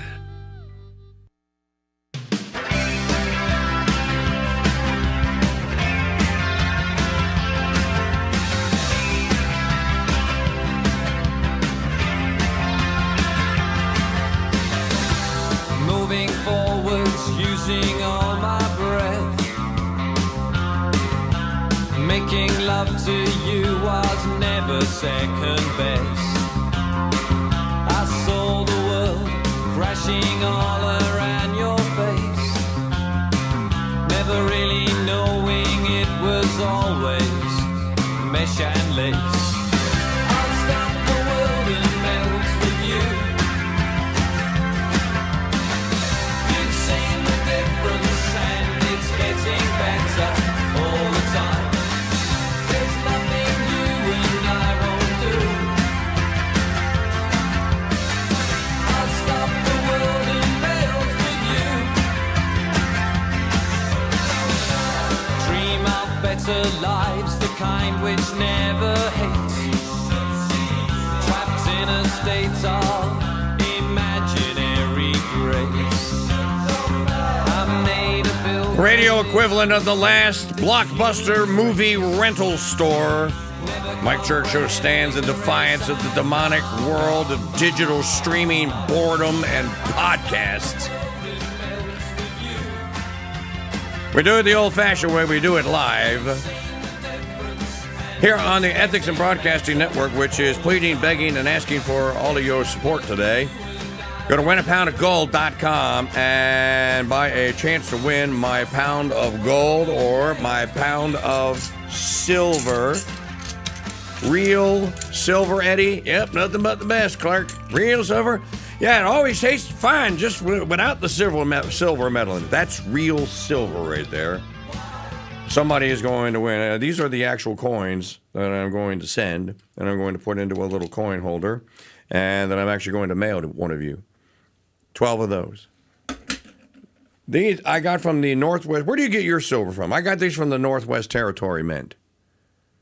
See that? These, and this is the Silver Eagle on this side, and then what an irony! It has the scales of justice on the other side. What scales of justice? What country is that? It sure as hell isn't this one. WinAPoundOfGold.com. Before here, I want you to hear this, Cunningham. Maggie, play digital media file number 5. So did Trump do the executive order intentionally, knowing that the SCOTUS was going to make legal the absolute suicidal stupidity of this thing called birthright citizenship so that he could get the SAVE Act and Real ID and whatever else passed? Well, listen to this. Does he sound like he's even concerned about it? Watch this. But we'll take care of the birthright citizenship because that was not meant for rich people from other countries. It was meant for, actually, it was meant for the babies of slaves. If you look at it, it was a month after the Civil War ended that it went through. Slaves. That's because it was meant for the babies of slaves. It wasn't meant for rich people from China. They came over in Gulf Streams. It was meant for the babies of slaves. So I believe, no, I know they got it wrong, but that's okay because they gave us something that nobody thought. But they also gave. They gave us something that nobody thought, but they also gave us. And then I don't have the rest of the soundbite. What in the hell is he? First of all, who said rich people in Gulfstream jets are coming over here? Did I miss something? I missed something. I must have missed something. Maybe Teddy told him that. I mean, right before that, he was talking to Teddy Roosevelt AI and literally having a convo with him. I'm honored to be in your presence, dear Terminator. No, he was talking to the ghost of Robin Williams from Night at the Museum. Is what he was talking to. Yes. Talking about a threesome with his kids and something else going. I don't know what I don't get it, man. I don't know if he just starts going and he just likes the sound of his voice, which I think he does, and I don't know if he even believes what he says half the time. He said yesterday, and this is in Medora, North Dakota. By the way, winnapoundofgold.com. There's how many people you and I convinced in the last segment to go get a ticket? 0.0. Last day, folks, last chance. And I thought that there was going to be a jailbreak to the ticket window today, not only to save the Republic, the free world, from horrible, bad, terrible, predictable broadcasting that's not ethical, but for the chance to win 48 grand in gold. I don't know, folks. I don't know if I want to come back next week and serve you people. I don't know if I want to talk to you anymore. I'm only going to talk to the people that bought tickets, and I'm going to find out your names. I'm rooting for Colleen. I got a Colleen cheerleading section in the background over here. I'm rooting for her to win this. Well, somebody bought you 20 tickets, so you actually have a chance to win. And of course, if you do, it's going to be, this is rigged. This is rigged. All right, I want to go back to what Trump was saying here and about this birthright. I don't even think that the term. I think that the terminology is wrong, because if this was English law, the English people were smart back then, and they spoke pretty good Latin, and they would have called it what it is, jus soli, there's law of the soil, and they would not have used the terminology that we're using. They would have used the terminology subject, not citizen. See, the whole thing is cocked. They would have said, you were born here in His Majesty's Empire, the British Empire, the sun never sets on the British Empire. You are one of his subjects. You are not a citizen. You're a subject, meaning you're subject to taxation. You're subject to conscription. You're subject to law, rule, and regulation. You are subject to. That's a different thing from citizen and citizenship. So, right. and the founders, on this day in 1776, I can tell you, because I read all the transcripts of the Journal of the Congress. I read everything that was said in that entire 2 months in there. And I can made a movie of it. And I made a couple of movies about it, but I can tell you that they did not want to imitate the English form of government in almost any of its machinations, and certainly not in a way it what it called people. It didn't call them citizens; it called them subjects. And just like when I was, John Roberts cited Bernard Bailyn, the historian. I'm like, what? Bernard Bailyn wouldn't have written, and he didn't write that. So I went and got the Bailyn quote, and I read it to the audience yesterday. And Bailyn says the exact opposite. Bailyn says that the founders were horrified of jus soli, and that they were terrified that if they got away with treason, basically, that if they got away with it, that the English, now that this is the United States, the English would just, okay, we'll just send Englishmen over there and claim birthright citizenship, and then we'll just take back over with the Loyalists. And this was a real concern because they actually talked about this. And so there is no way, like in Smokey and the Bandit, there's no way you came from my loins. Well, there's no way that they would have allowed someone that came from English loins to become a citizen because they were born here. And it just... Yeah. So what are you going to do about this? So what are we going to do? It's just common sense. Was it like a French king comes over here and they have a baby in Baltimore? It doesn't make the baby a U.S. citizen. It's like if we go over there, it doesn't mean that, oh, hey, little John, you're now a French citizen because you were born in Paris. But you lived here. You never stepped foot in Paris ever. But what? It doesn't make any sense unless you spin it and create some kind of new, which they've done that with pretty much everything. I mean, like you said, the 14th, that's where I got I learned about the Miracle Amendment from this show going, the 14th, what is about the 14th? Everyone uses this 14th for everything. And it's, you get it for Obergefell, you get it for Roe, you get it for just slamming the head over anything that they come out with, and Miranda. We just take it. But the state's got to figure out the first one, Miranda. Yeah. Did you know that Miranda was killed in a knife fight in a bar? I think I remember you were saying that long. If there was like Star Wars with what the line that was coming out from a long time ago. Mike's been talking about this when he says 30 years, he literally means it. He's been doing this for 30 years. The ACLU gets him out of prison. This ridiculous notion of due process. They get him out of prison, and he's still the criminal that he was, and he goes and he tries to pick up on some dude's wife at a bar. And the dude's like, the dude pulls a Leonard Skinner, give me 3 steps. Except he didn't give him 3 steps. and he stabbed Miranda and shake on. All right, I now have, okay, so this is the piece, the one by David Lawrence that you were talking about that you sent me during the timeout. I just want to go through one part of the 14th Amendment so listeners out there can be clear on this. W.E. Woodward, in his famous work, A New American History, published in 1936. Well, let me send this to Maggie because she's going to be going, you didn't give it to me. Hold on. Because she's so busy answering the phones over there, taking all your ticket orders. She's building the doghouse. This is where I'm going to be tonight because of all of you that refuse to buy Golden Truth tickets. This right here, this is where I'm going to be. Right here with Buckshot, me and him.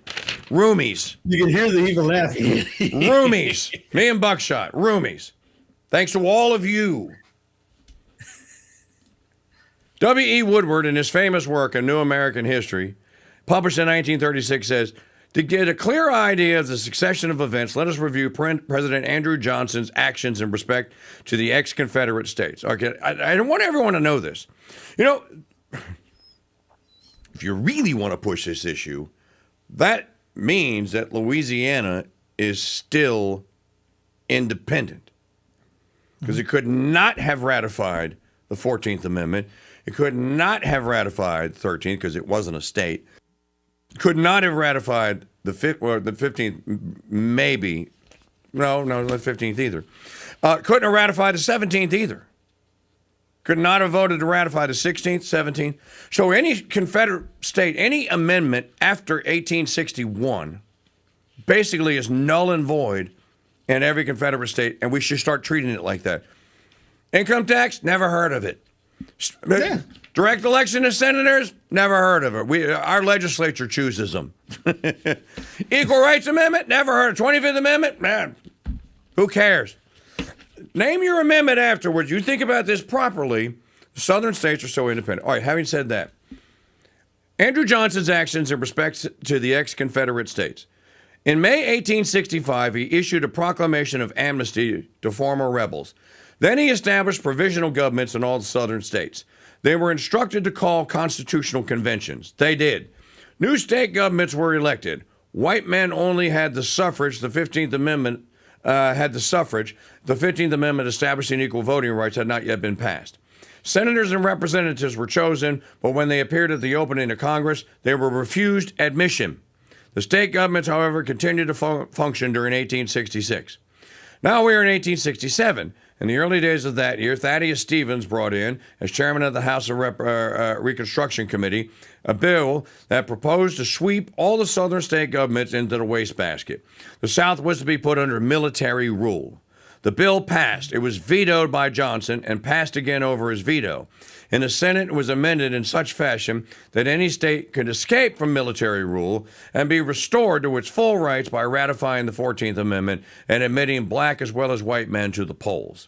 In challenging its constitutionality, Andrew Johnson said in his veto message, quote, "I submit to Congress whether this measure is not in its whole character, scope, and object without precedent and without authority, in palpable conflict with the plainest provisions of the Constitution, and utterly destructive of those great principles of liberty and humanity for which our ancestors on both sides of the Atlantic have shed so much blood and expended so much treasure."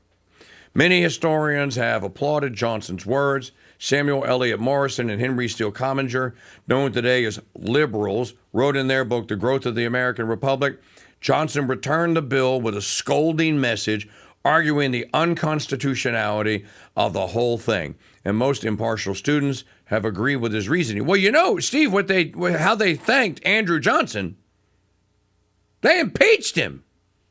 Huh? The result of Johnson's veto was he got impeached. Yeah.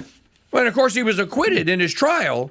And in the Senate, he was acquitted. The Senate did not have the evidence to vote to convict him and expel him. But what you just heard here is, so these radical Republicans then, the ones that were told, don't be a rhino, be like them. Really?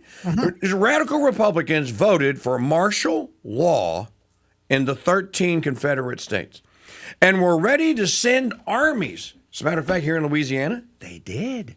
They did. They sent the Union Army here to enforce its edicts and to enforce Reconstruction and force Reconstruction here on the state of Louisiana.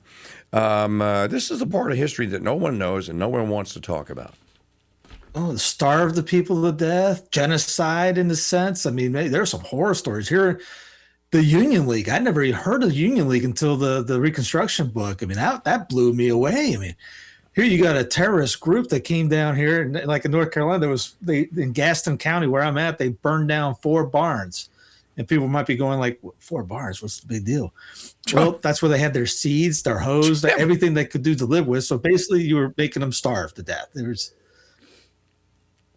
Now, I want to switch subjects here. By the way, while y'all are all getting this magnificent history lesson, you could thank us by putting $50 in the tip jar at winapoundofgold.com, and you might win like $48,000 in return and save the free world. I'm not saying. It's a solid I'm just ROI. Saying. Yeah. It's a real good It's a real good ROI. So, and I'm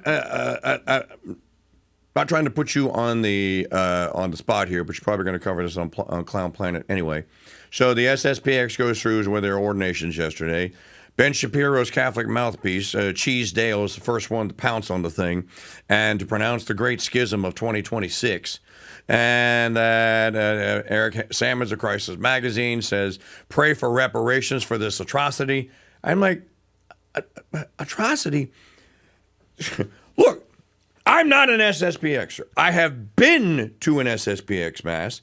I know SSPXers, and I treat them with the same love and charity that I treat an FSSPer or a Novus Ordo. Oh, you're Catholic. Hey, that's great. That's what I say. Oh, you're Catholic. Hey, that's great. Do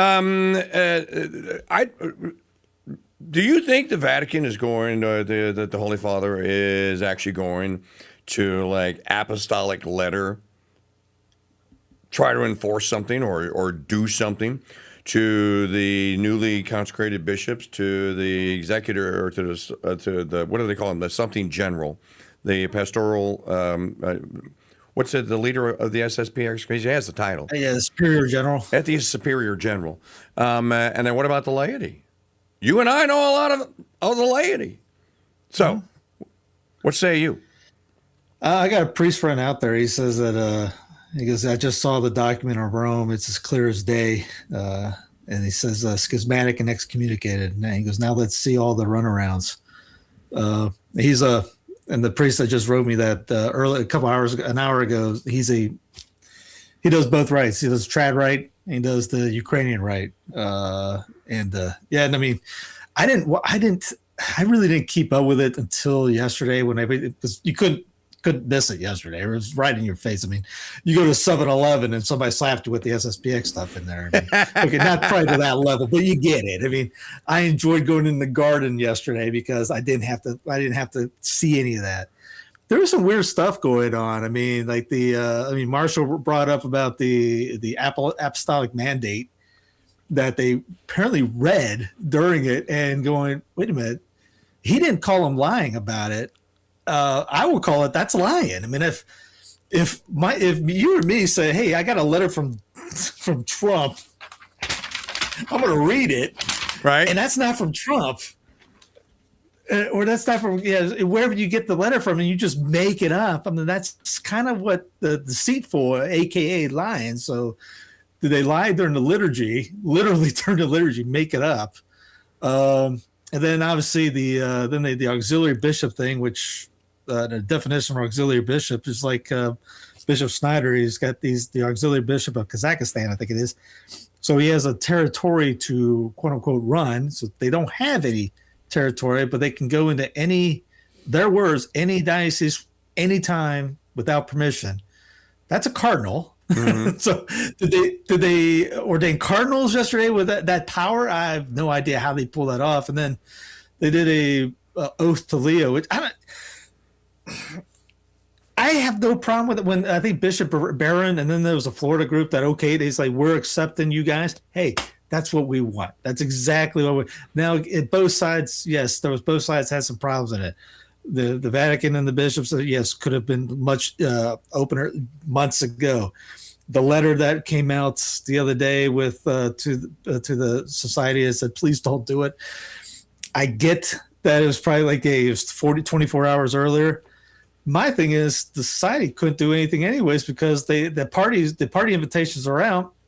They couldn't stop it because their people probably would have just revolted, roughshod on them. Yeah. Yeah, you're like, well, we have to go. We have to do this horrific deed anyway because we already got the party out, the bride's at the gate. Yeah, we got it. We just got to go, even though this was a terrible idea. Now that we want to sit down, they couldn't do anything anyways.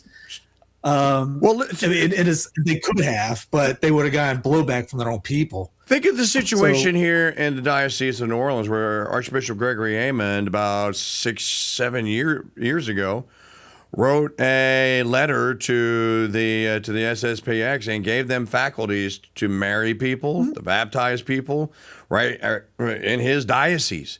So, does that all that has to now be revisited? Does Archbishop Cecchio here in New Orleans now have to send a letter to St. Michael's in Lacombe and say, "Hey, I got to revoke your faculties, bro"?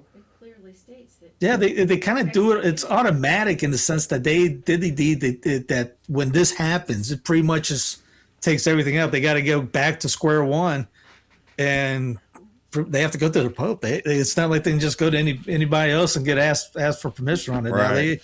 All right. What was that line from Memphis Belle? That's all the time we have. Folks, winapoundofgold.com. We'll be right back.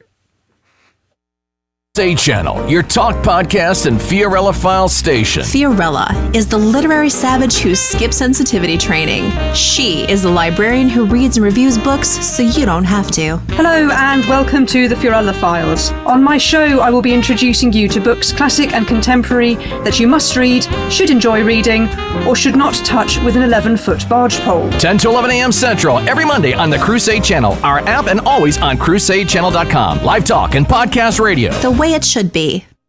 Hi, folks. It's Mike Church, founder of Founding Father Films, asking you to learn the true stories of America's founding by purchasing my movie, The Road to Independence, the movie.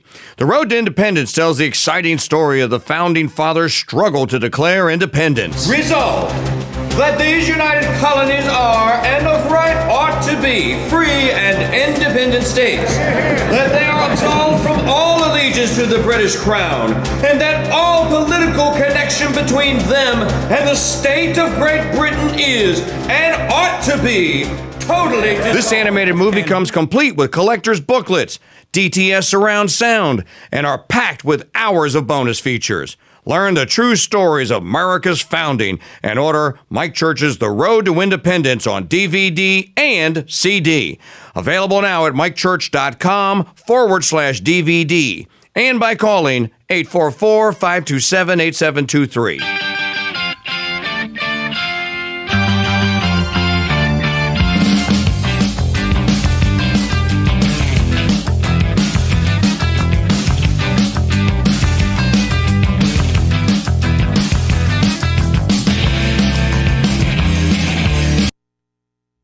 You're listening to the Crusade Channel, a Black Hat Studios media property. Broadcasting live 24/7 from Madisonville, Louisiana, and to the world via crusadechannel.com.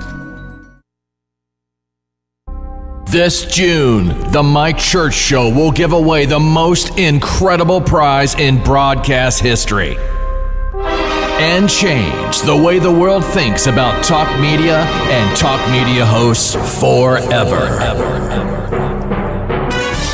Mike Church Show News.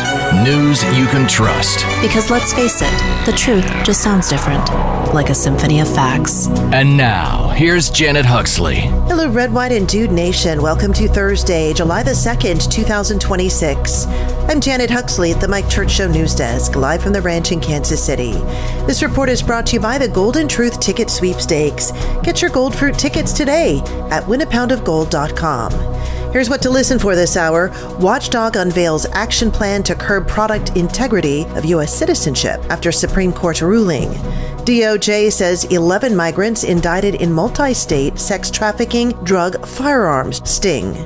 National Weather Service warns of dangerous heat across much of the U.S. ahead of the 4th of July.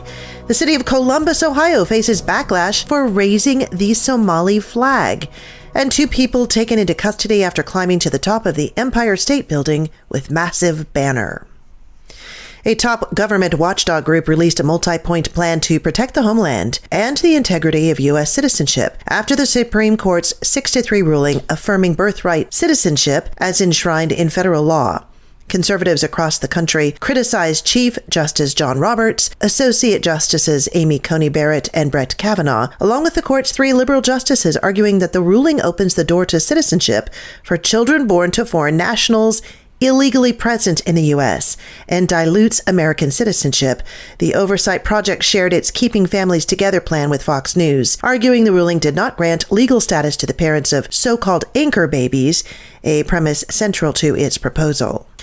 Federal prosecutors have charged 11 Venezuelan and Colombian nationals, 10 of whom the DOJ says are currently unlawfully present in the U.S., in a sweeping multi-state criminal case alleging the defendants trafficked a minor and an adult woman for sex while also dealing drugs and illegally trafficking firearms. 10 of the defendants were arrested Tuesday during coordinated law enforcement operations in Ohio, Tennessee, North Carolina, and Florida. One is still at large, and prosecutors say 10 of the 11 defendants are currently in the U.S. illegally.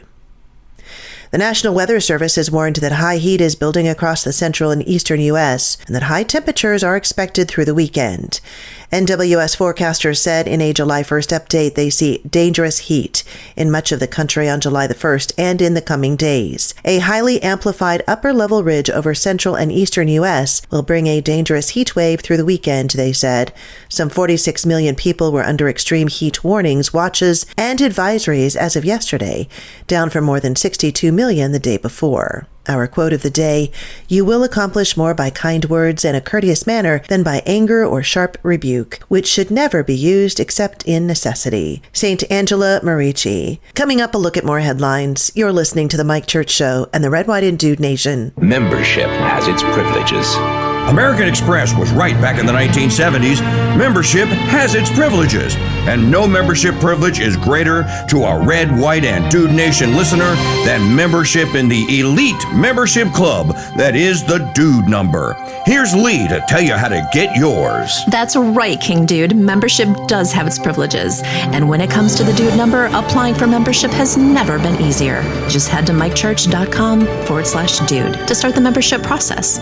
Your unique and one-of-a-kind membership and all the privileges that come with it awaits you. As a member, you'll enjoy private chat groups, VIP privileges to all Mike Church show events, early access to new Dude-geared store items, and of course, your unique Dude Number. Dude 1210 reporting all quiet on the Eastern Front. This is Mike's favorite punching bag, Dude number 13. Hi, this is Steve. My Dude number is 2112. Dude number 2004, proud member of the Red, White, and Dude Nation reporting for duty. Become a part of something bigger than any talk show there is and apply for your Dude Number today at mikechurch.com/dude. Membership has its privileges. You can learn all about today's Saint of the Day in the Saint of the Day podcast, From the Slaves to the Immaculate Heart Sisters. Just listen or download at crusadechannel.com/saint. Now look at more headlines. The city of Columbus, Ohio, home to one of the largest Somali populations in the U.S., is facing backlash on social media over a now deleted post celebrating the raising of the Somali flag. Happy Somali Independence Day, the Columbus Recreation and Parks Department posted on X on Wednesday. As we celebrate the unification of the Trust Territory of Somaliland and the state of Somaliland into the Somali Republic in 1960, City Hall will be raising the flag of Somalia.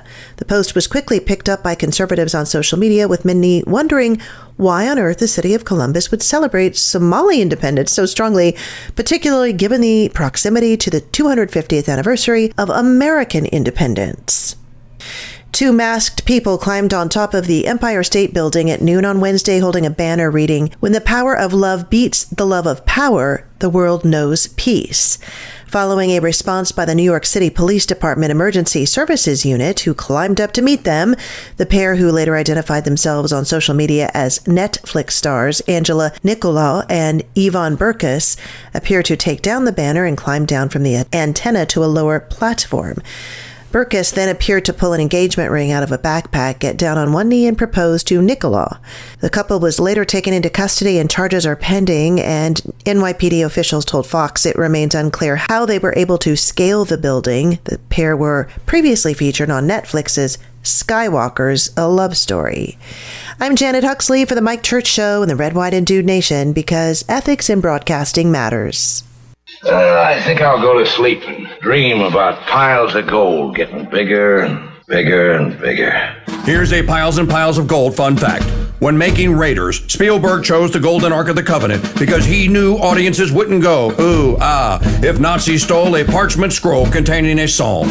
Now, we don't know where the lost Ark is, but we do know that Mike Church has 1 troy pound of gold in his safe, and that he's going to give it away on July 2nd, and you don't have to say, ooh, ah, to win it. Win Mike Church's Pound of Gold. Tickets on sale now exclusively at winapoundofgold.com. Ark of the Covenant sold separately.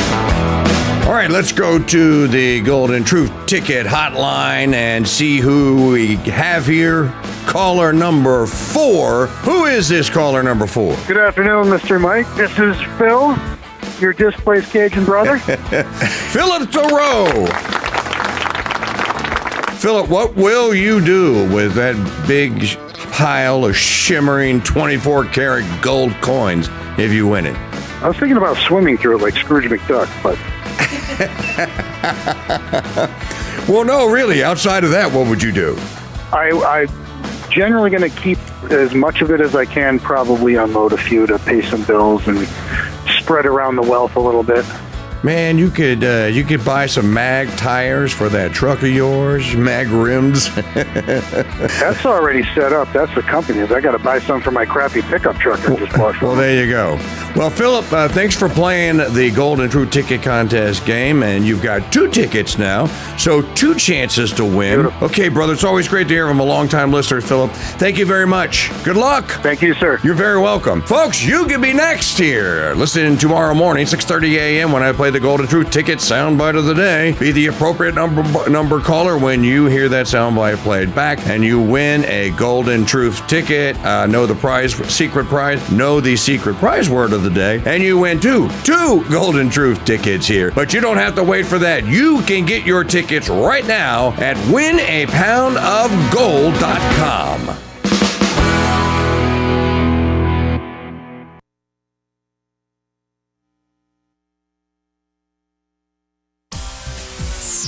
Hey, Mrs. McGillicuddy, don't be a satellite radio snob and pass by the Mike Church Show.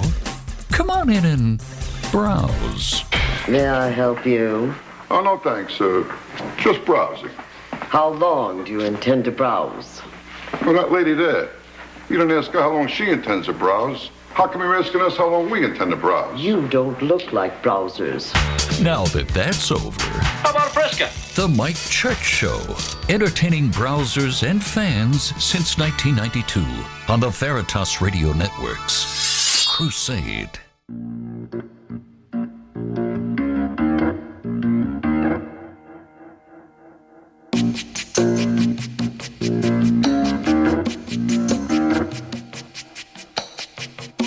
The word is about, there's something evolving. Whatever may come, the world keeps revolving. They say the next big thing is here, that the revolution's near. But to me it seems quite clear that it's all just a little bit of history repeating.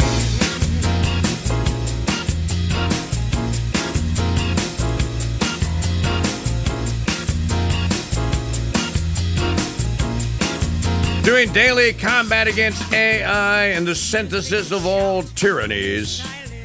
I am the Generalissimo of the Airborne 1776. Leading combat on land, sea, and on air. The Mike Church Show, 35 years young here on the Ethics and Broadcasting Network. Your home for the 2026 Win a Pound of Gold raffle drawing. It will happen tomorrow. The radio contest is over, but the raffle drawing is tomorrow, so you still got a shot to go get a ticket. And boy, you have great odds. So let me do the top of the hour refresh of the amount of tickets. So when last we left our intrepid band of gold hucksters, there were 8,210 tickets out of 10,000 remaining. And now we update the total. Whoa, 8,167. Hey, we moved the needle. You don't hate us. So 167 to get to 8,050 minutes to do it. And you're just the kind of people that can do it. The call-in line telephone number is 844-527-8723. Everyone has an opinion on this. So Steve Cunningham of Census Fidelium is our media partner and has win a pound of gold contest. Is on the Tune-Maker hotline with us. So Steve, during the timeout, I went in. I was kind of puzzled as to what you were saying about what Taylor Marshall had said. So I went and found it, and now I see that apparently during the liturgy yesterday, the consecrations of the now excommunicated bishops, there was a letter that was read and made to look all official and stuff because it was on parchment paper with a wax seal that they had to break, and then it had a red ribbon at the top, and trying to make it as though that somehow the Vatican or the Holy Father had sent some seal of approval to the ordination process. And that is now, look, I'm just calling balls and strikes here. Don't shoot the messenger, you people. And apparently that is not what was on that document. There was no permission because I have the English. Well, I have the Italian version and the English version from the sezione disciplinario, the disciplinary section, and the sezione doctrino, the section of doctrine from those two in Rome, saying that I'll just read it to you. 1. The 4 new SSPX bishops, along with the 2 SSPX bishops who consecrated them, are excommunicated. 2.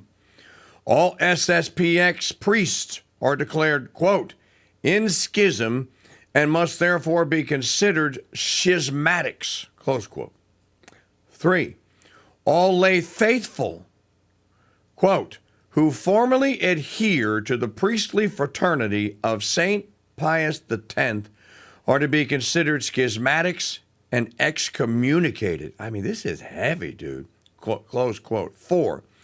SSPX confessions and marriages are declared invalid. Now, I assume that means if there's a marriage today, not if you were married by, as my friend's daughter was married by the SSPX this year, going forward. So this is the Vatican's response to the consecration of the bishops yesterday. And, of course, now you're going to have a giant war. So but the end result is the Catholic Church just got like 1.2 million people smaller. And the Catholic Church finds itself with an internecine feud that has now turned into an internecine war. And are we at 1214? Is this the break with the Eastern Orthodox? Does the SSPX stay in defiance? I can tell you the ones that I know are probably going to remain defiant, if that's the word you want to use. And I'm not trying... Please do not misunderstand. This is not me pronouncing on this. This is balls and strikes here. This is what's happening in real time. The Vatican says you're in defiance, and I say you're in defiance. I'm just repeating what they are saying. But again, none of this had to happen. The Novus Ordo, the new rite of Mass, never had to happen. A complete and total fabrication by a man, Paul VI, and by many to believe, a council that was not convened to do so. So, you know, the sins and the horrors and the evil of the 1960s, Steve Cunningham, just won't leave us alone. And the way you're doing the umpire way, that's the best and really the only way you can look at this. You have to take emotion out, step back, detach, as Jocko would say, and look as better guide than reason. The book Better Guide Than Reason. Everyone uses emotion. No matter if you're Catholic, trad, or Novus Ordo Catholic, or you in secular ways, everyone just uses emotion. The knee-jerk first reaction, right there. I mean, our friends at the Transalpine Redemptorists, they did. I mean, they broke away about a couple months ago, and there's about 5 or 6 that left them so that they could stay united at church. Which in '88, that's what happened. That's how the fraternity got started. The guys broke away, Father Bissick and others. So there'll be guys there'll be priests that will pray like, hey, you know what? I don't like this idea. It's like that one bishop in, I can't remember, was it New York, I think it was, that opened up his arms. Hey, any of you guys want to come over? I'll help you out. He's a friendly. We don't have, it's not like we throw all the bishops in under the bus on there too. Say, yes, there are bad ones. It's like I did a Substack on the Crisis of the Church, the book by by Monsignor Philip Hughes. There's all people use the thing. There's a crisis in the church. There's always been a crisis in the church. Always. Since it started, there's been crisis in the church. March the 26th, 33 AD, there was a crisis. Yeah. St. Stephen was stoned in the first year. That's the bishop that was killed was murdered in year 1 of Christianity. Crisis. Yeah, and that's not including the Arians, the Donatists, the Jansenists, and everybody in between and out and after, before and after. I mean, Dr. Finister and I went for this during the Rona days. I asked him, hey, you want to do something on Philip Hughes' book? And he's like, oh, yeah, I teach that class. I think we'd do one. We did 16. Wow. And it was like 2 hours each. I mean, the first hour and 58 minutes are the problems that were leading up to the council, and the last 5 minutes are about the council. And these are all on Sensus Fidelium? Yeah. They're on. I got a playlist up. I put a Substack up yesterday. I'll put it on the website. And Dr. Finister is just, I mean, he's straight off the boat from England. He's been teaching church history for years and years. He's as trad as anyone else comes. He does both rights, just like Arrington. And others like Greg DePippo and others like that. They know their stuff. And I mean, I just sat back and just, wow, you don't even hear me. He just goes. And I'll laugh every so often because he'll say something like, man, I never heard something like that. Well, What's really going on? You know, it's just amazing the amount of nuttery that was going on at every time period. Well, you know, Steve Cunningham, Sensus Fidelium, my old longtime friend and the brother of an FSSP priest. So you actually are very close to the fraternity, as am I. I mean, I went to his ordination. I've been to the monastery, to the seminary. There is something to be said, though, and to be considered here. And I think, as Steve says, tap the brakes and take a step back. Remember, there are canonized saints that were basically either excommunicated or on the verge, or St. John of the Cross, for example, basically kicked out of his own order and then thrown into jail. But he remained disciplined. He remained like, no, I won't. I'm not going to leave. I won't defy the Holy Father or my bishop or whoever. Our beloved slaves to the Immaculate Heart in New Hampshire, with all they have been through with Bishop Loboski and with Father Dallaire, and the precepts against them have remained compliant. They say, they defend themselves, but they have said, okay, this is our ordinary, and we are subject to them. So, I'm just throwing this out here. No one can. There's not. You know who wins? Satan wins. At the end of the day, the demons are going to win. If we all remain at loggerheads and against one another. So disunity in the church is the smoke of Satan, as Paul VI rightfully called it back in the day. There are going to be a lot of people that are going to write about this, and you're going to hear an awful lot, and there's going to be a lot of opinions. But I'm going to tell you right now that whoever's idea it was to read from whatever was on that scroll, which wasn't on that scroll, in a liturgical form. Okay, so and again, I don't know. We have somebody that says they know. To the telephones, Dr. Tom.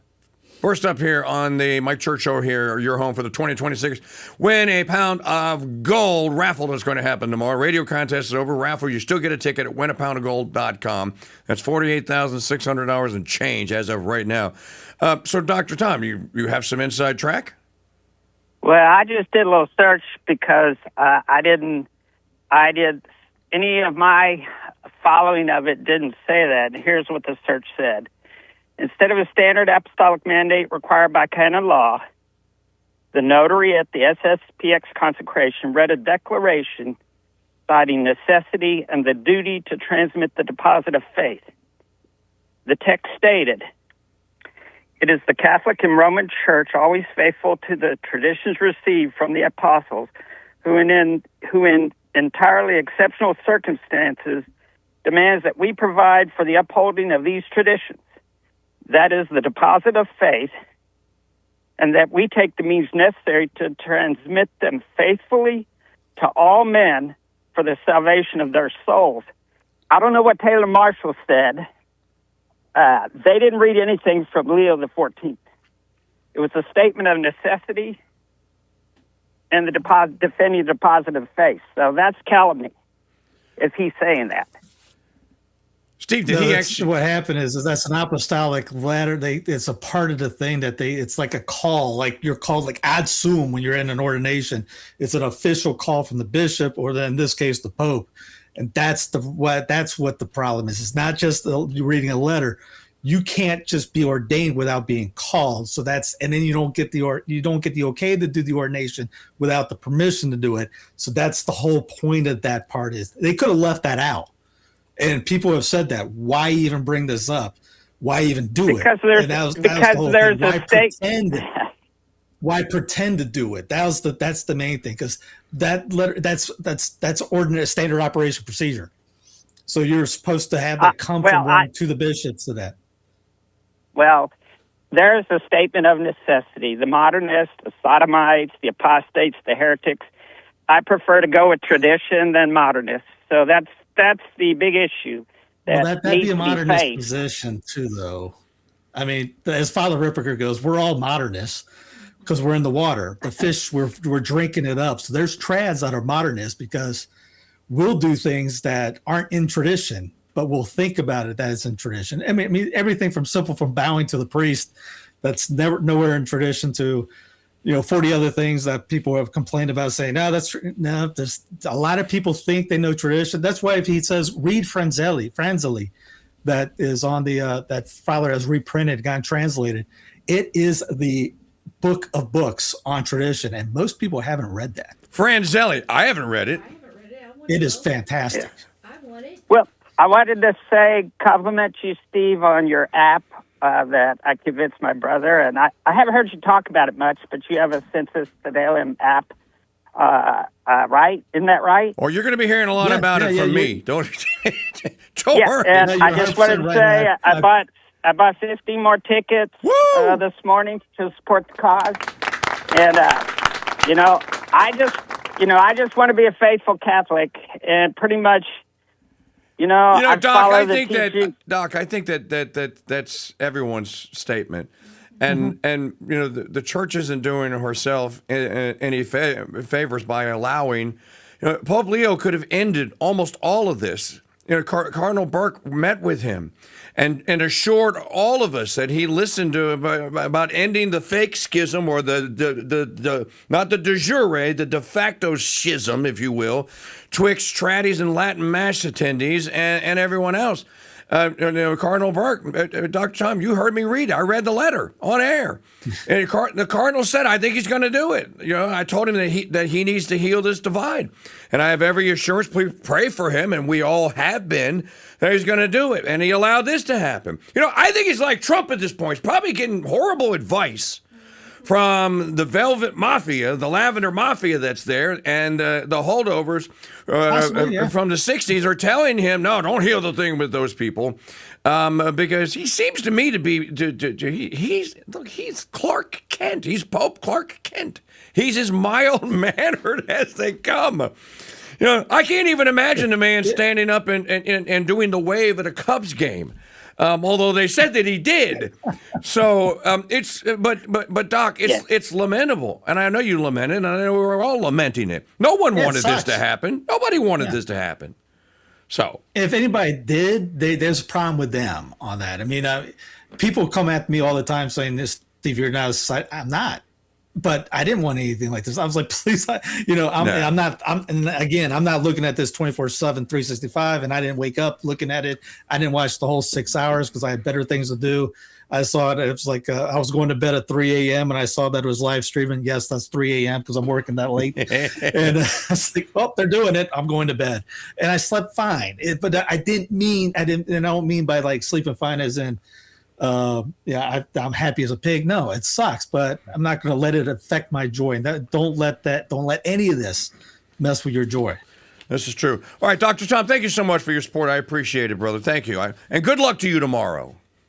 Yeah, thanks, Doc. Take care. God bless.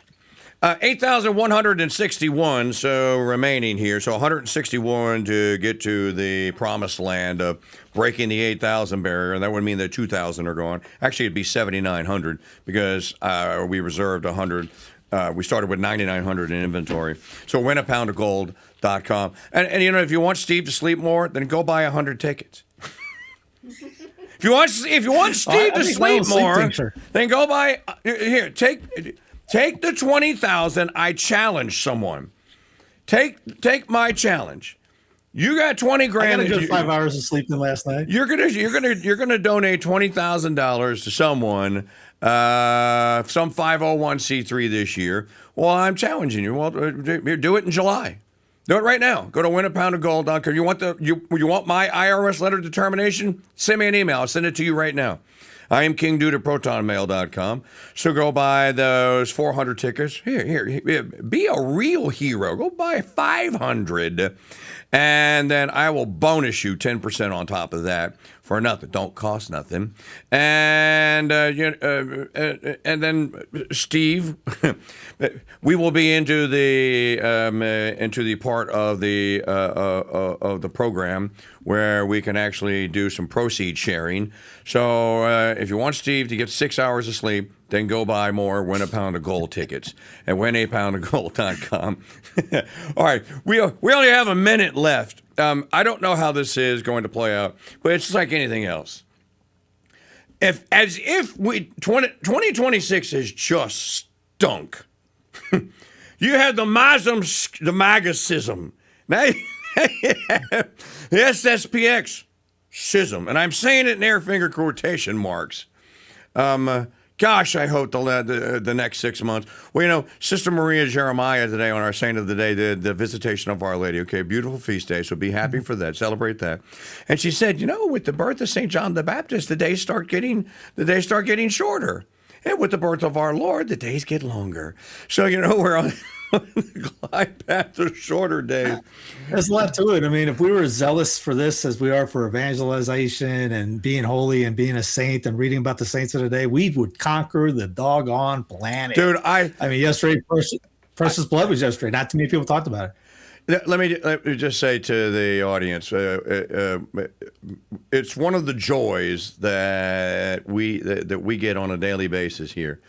So what happens is I get the Saint of the Day as a recording, and I get it from the slaves, from the sisters, and they and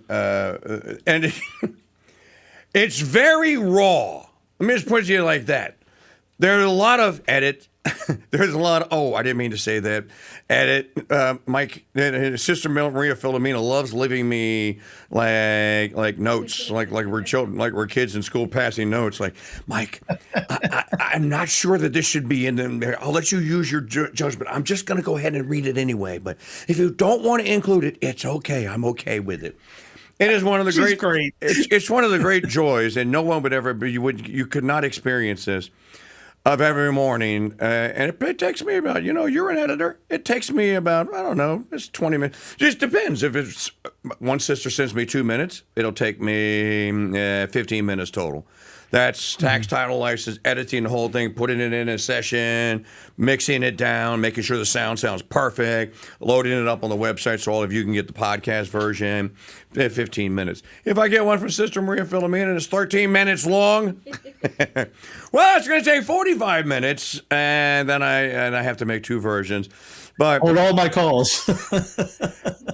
The thing that I take away from that, Steve, the joy in those sisters' lives. Nothing affects her. There's never I'm having a bad hair day or anything. It's just they're just like Candace and I just laughed out loud today when Sister Maria Jeremiah she went and then she went and then she giggled, and it was the cutest little giggle, and she's doing the hagiography of the Visitation of Our Lady. She's doing the hagiography. And it's one of those little things that you can't put a price tag on that, and the privilege that I have every day that the lights are on and that I can take the sisters' readings of the Saint of the Day and turn them into something that all of y'all, they're free. At crusadechannel.com. So, matter of fact, I'm going to work a deal out with that guy right there, and we're going to make sure that we get video versions of them on Sensus Fidelium. So, this is a body of work that's for all of you guys to be inspired by the lives of the saints. Man, I don't know anything else educationally that is more educational than reading or listening to the lives of the saints. On that time, if you want to read something that you're going to go, well, my life is way better than what I thought. The Forgotten. Ooh. This is on the Russian Catholics, and it's called The Forgotten because they have been forgotten. Catholics in the Soviet Empire from Lenin to Stalin. You will read stories that will blow your mind. Priests getting stabbed. Just trust me, read it. It's and there's bishops out there that had problems like blessed there's a Saint Venerable Peter Oros. There's a church down the street, a Ruthenian church.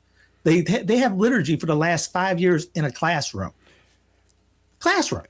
And this guy, he was secretly ordained legally because if they found out, he would be killed. So they did this during the French Revolution.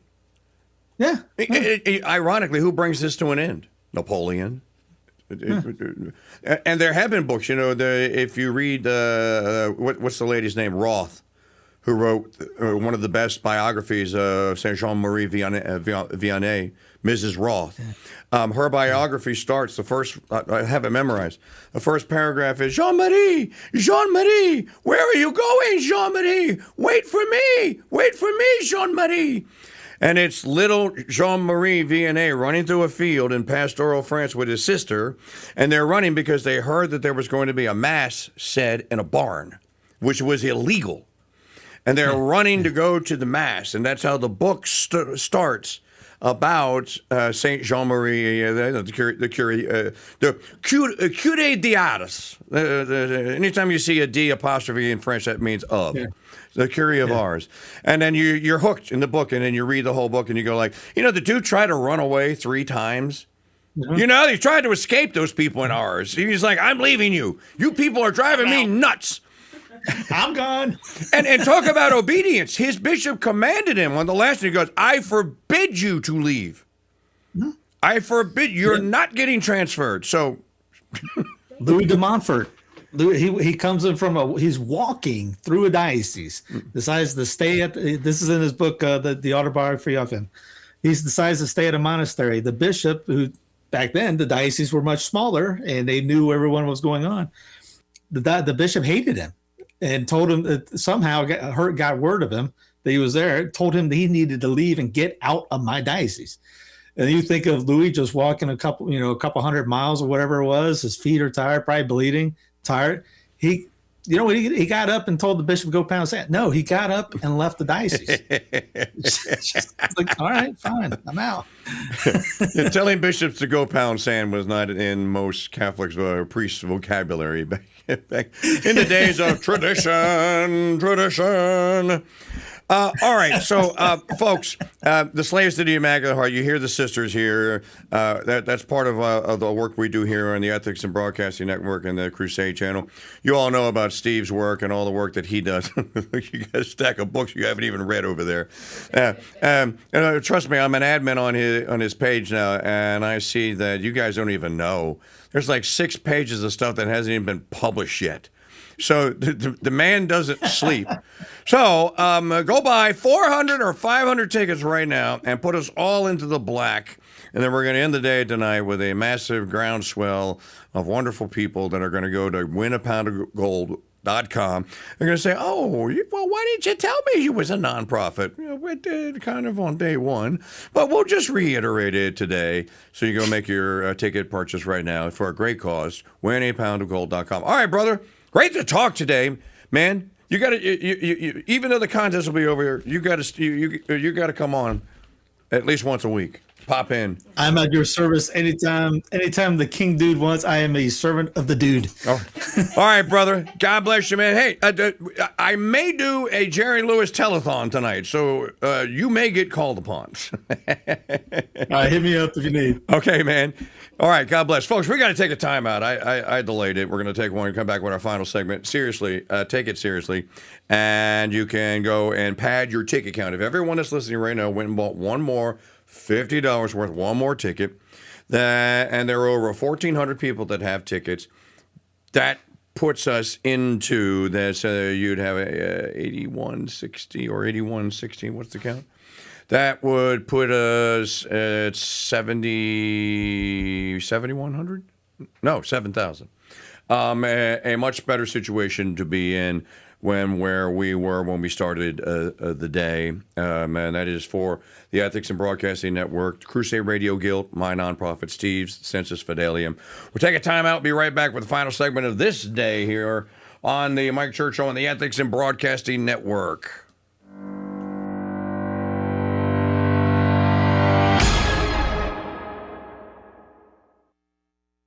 Mike Church Show has been the industry leader in promotions, giving away 5 cars in the last 8 years alone.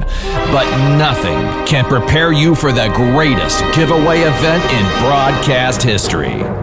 Coming June 8th. Hello, Red, White, and Dude Nation. I'm Janet Huxley at the Mike Church Show News Desk with your crucials for Thursday, July the 2nd, 2026. This report is brought to you by the Golden Truth Ticket Sweepstakes. Get your Gold Fruit tickets today at winapoundofgold.com. In the market report, the Dow fell just slightly, 0.03%, and the S&P was down 0.22%. NASDAQ also was down 0.66%. Today is National Wildland Firefighter Day. July the 2nd honors the dedicated personnel who coordinate their efforts to protect the nation's wildlands. And every year, wildfires burn millions of acres across the United States. Today is National I Forgot Day, pausing on life's hectic schedules, acting as the ultimate holiday reset. Apologize for what slipped your mind, but forgive yourself for the mental slip-ups and blame it on the calendar. It's also National Anisette Day. We recognize a liqueur derived from the aniseed on National Anisette Day. It's from the anise herb that gives anisette its licorice or fennel flavor. It's usually a sweet liqueur, but distillers traditionally blend it with sugar syrup or a sweeter syrup. Spain, Italy, Portugal, and France lead the world in drinking this licorice-tasting drink. Our quote of the day: you will accomplish more by kind words in a courteous manner than by anger or sharp rebuke, which should never be used except in necessity. Saint Angela Merici. You can learn about today's Saint of the Day in the Saint of the Day podcast, From the Slaves to the Immaculate Heart Sisters. Just listen or download at crusadechannel.com/saint. You're listening to The Mike Church Show in the Red, White, and Dude Nation. Hi, folks. It's Mike Church, founder of Founding Father Films, asking you to learn the true stories of America's founding by purchasing my movie, The Spirit of 76. The Spirit of 76 details the true story of the writing and ratifying of the U.S. Constitution. Who authorized them to speak the language of we, the people, instead of we, the states? States are the characteristics and the soul of a confederation. If the states be not the agents of this compact, it must be one great... This animated movie comes complete with collector's booklets, DTS surround sound, and is packed with hours of bonus features. Learn the true stories of America's founding and order Mike Church's The Spirit of 76 on a 2-DVD or 3-CD set. Available now at mikechurch.com/DVD and by calling 844-527-8723. This is a pixel. I'm Groot. Now, if you put a couple of million of these guys together, you can make a sentence on an LED screen. Put a couple of billion of them together, and you can make a whole page. Put 360 billion of them, and you got Chesterton's book, Orthodoxy.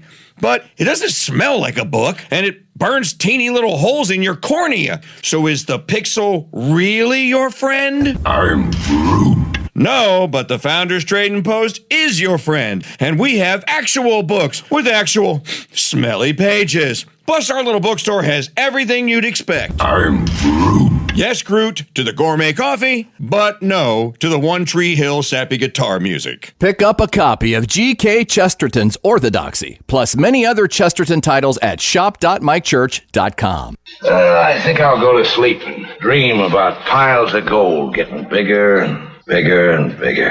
Here's a piles and piles of gold fun fact. The first gold rush wasn't in California or in Alaska. It was in Dahlonega, Georgia in 1829 and lasted until the last gold mine closed around 1910. Now, some people say that there's still gold in them there Georgia hills. We don't know about that, but we do know that Mike Church has 1 troy pound of gold in his safe, and he's going to give it away to one of you on July 2nd. Win Mike Church's Pound of Gold. Tickets on sale now exclusively at winapoundofgold.com. Vacation sold separately.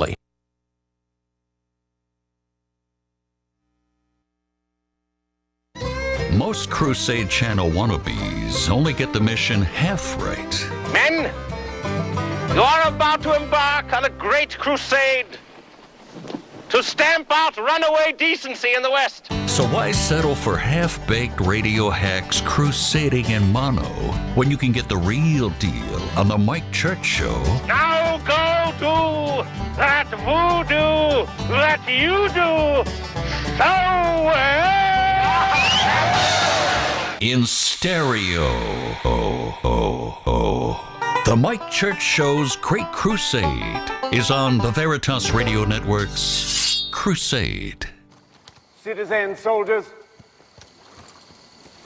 I'm here at the order of General Robert E. Lee, commanding all Virginia forces. On April 15th of this year of our Lord, 1861, Simon Cameron, the Secretary of War of the United States, sent a telegram to our Governor, John Letcher, directing him to raise 3 regiments of infantry to be sent to assist in suppressing the Southern Confederacy. Governor Letcher's answer is well known to you, but perhaps not his words. His wire to Washington stated, "You have chosen to inaugurate civil war. And having done so, we will meet you in a spirit as determined as the Lincoln administration has exhibited toward the South." 2 days later, the Virginia legislature voted for secession. Just as we would not send any of our soldiers to march in other states and tyrannize other people, so will we never allow the armies of others to march into our state and tyrannize our people. Like many of you, indeed most of you, I've always been a Union man. It is not with joy or with a light heart that many of us have welcomed secession. Had our neighbors to the north practiced a less bellicose form of persuasion, perhaps this day might not have come, but that day has been thrust upon us like it was thrust upon our ancestors. The Lincoln administration required us to raise 3 regiments. Tell them we have done so.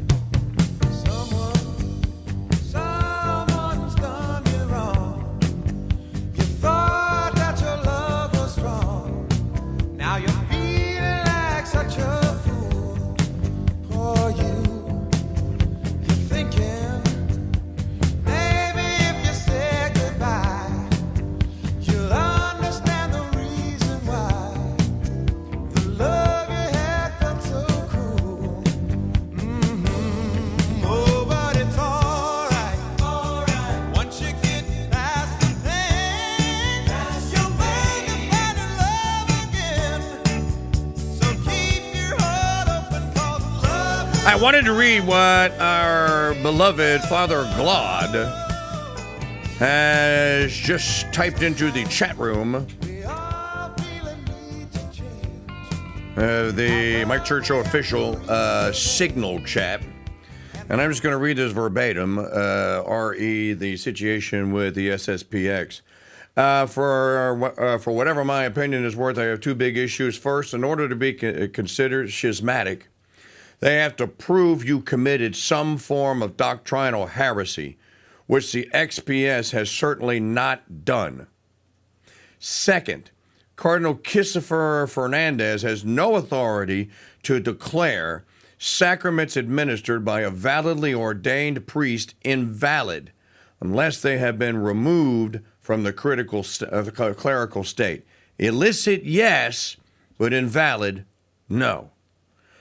So, Michael Hitchporn on Facebook makes a great point, our friend from the Lepanto Institute. So let me get this right. Father James Martin J. and the Rainbow, homosexual pederasts, are all in communion with the Catholic Church, the Catholic faith, and Rome. But Jacqueline and her family are not? Because they go to the SSPX? What? Kennedy Hall and his family are not? I'm just giving you some examples now. Mike Parrott and his family are not?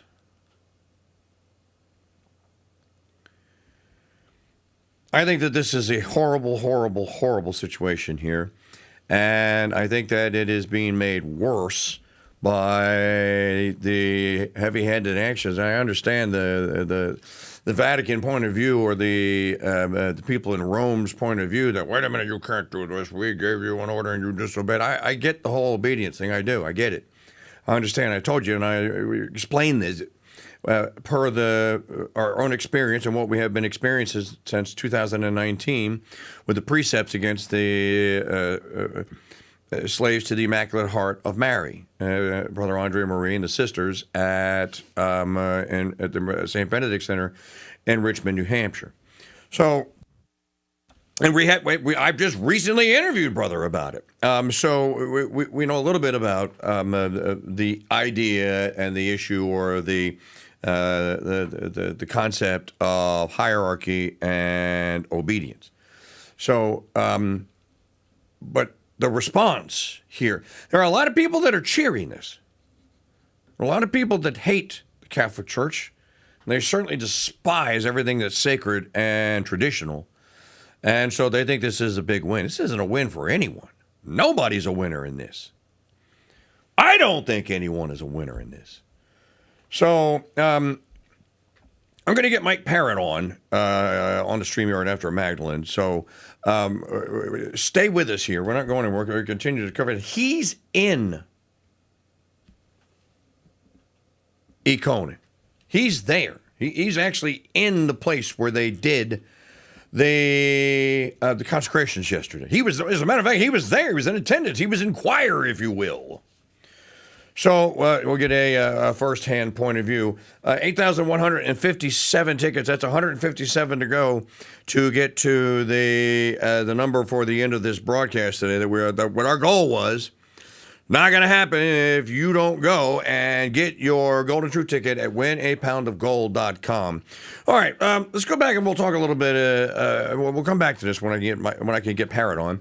Let's go back and talk about what happened and what is happening in Mordor on the Potomac. It is the 4th of July this weekend, after all, and it is the 250th anniversary of the great festival day. As John Adams said, it ought to be celebrated with games and rides and fun and fireworks and candles and rockets, and it's a great annual holiday. And there is a little bit of celebration going on, but what's going on in the Republican and Democrat parties, and what's going on in our national politics, especially with this birthright citizenship nonsense, and this basically talk about edicts and decree coming from John Roberts' Supreme Court, just makes it all just seem like, man, can we just hit the reset button? And no one is happy with the political state of affairs today, unless you're Magdalene, unless you're a Democrat Socialist of America. Well, I think that's true in the birthright citizenship debate. It is really not something that's going to go away. I mean, all across the country, conservative lawyers, think tanks are like, okay, got to get ready for the next round. I don't think the left is going to win on this, because when you really read the examples, like, for example, when you read about Chinese couples who have an American be their surrogate so that they can then have their child be a U.S. citizen, and then they have an anchor baby and they can bring their companies here and they can get all the breaks and tax relief that they want from having an American child. That cannot be the same as an American couple who are even first-generation Americans who've built things, who have a home here, who have a community, having a child in their local hospital. It just can't be. And it's a system that is drowning us, and people are angry about it. And it's the thing that if we correct, we have the most immediate turnaround on. Well,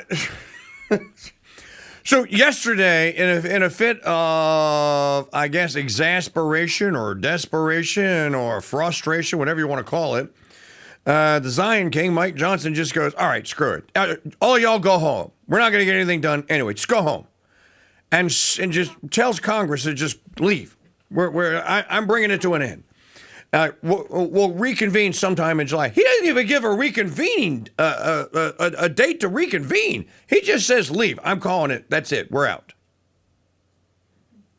Yeah, and I think at this point, there are people in Congress who realize that citizenship and immigration, they're the main focuses. I don't really understand what the Trump administration does all day. I mean, I think that the lack of focus on immigration has been disgusting. It's what he was elected to do. It's ridiculous. I remember when we had the Venezuelan gang raids, and then that all stopped. So you're going to tell me all the bad Venezuelan people are out of the United States. All the gang issues are solved? No, Trump didn't have an appetite for it. And how dare he not have an appetite for it when he ran with angel moms, when he ran on young girls, like completely destroyed, murdered from illegal immigration. I mean, he doesn't have an appetite for it anymore, so I guess we just suffer. And okay, so then the happiest people in the United States are, number one, illegal alien criminal trespassing females who are pregnant. That's one. And then Democrat Socialist of America. You know, it's a strange thing with these people, with these wackos, these commies. They're all naturalized Americans. There's not a one of them that was born here. This is what the invasion party looks like. The Democrat, and they're telling you that they're Democrat socialists. Yeah, it is.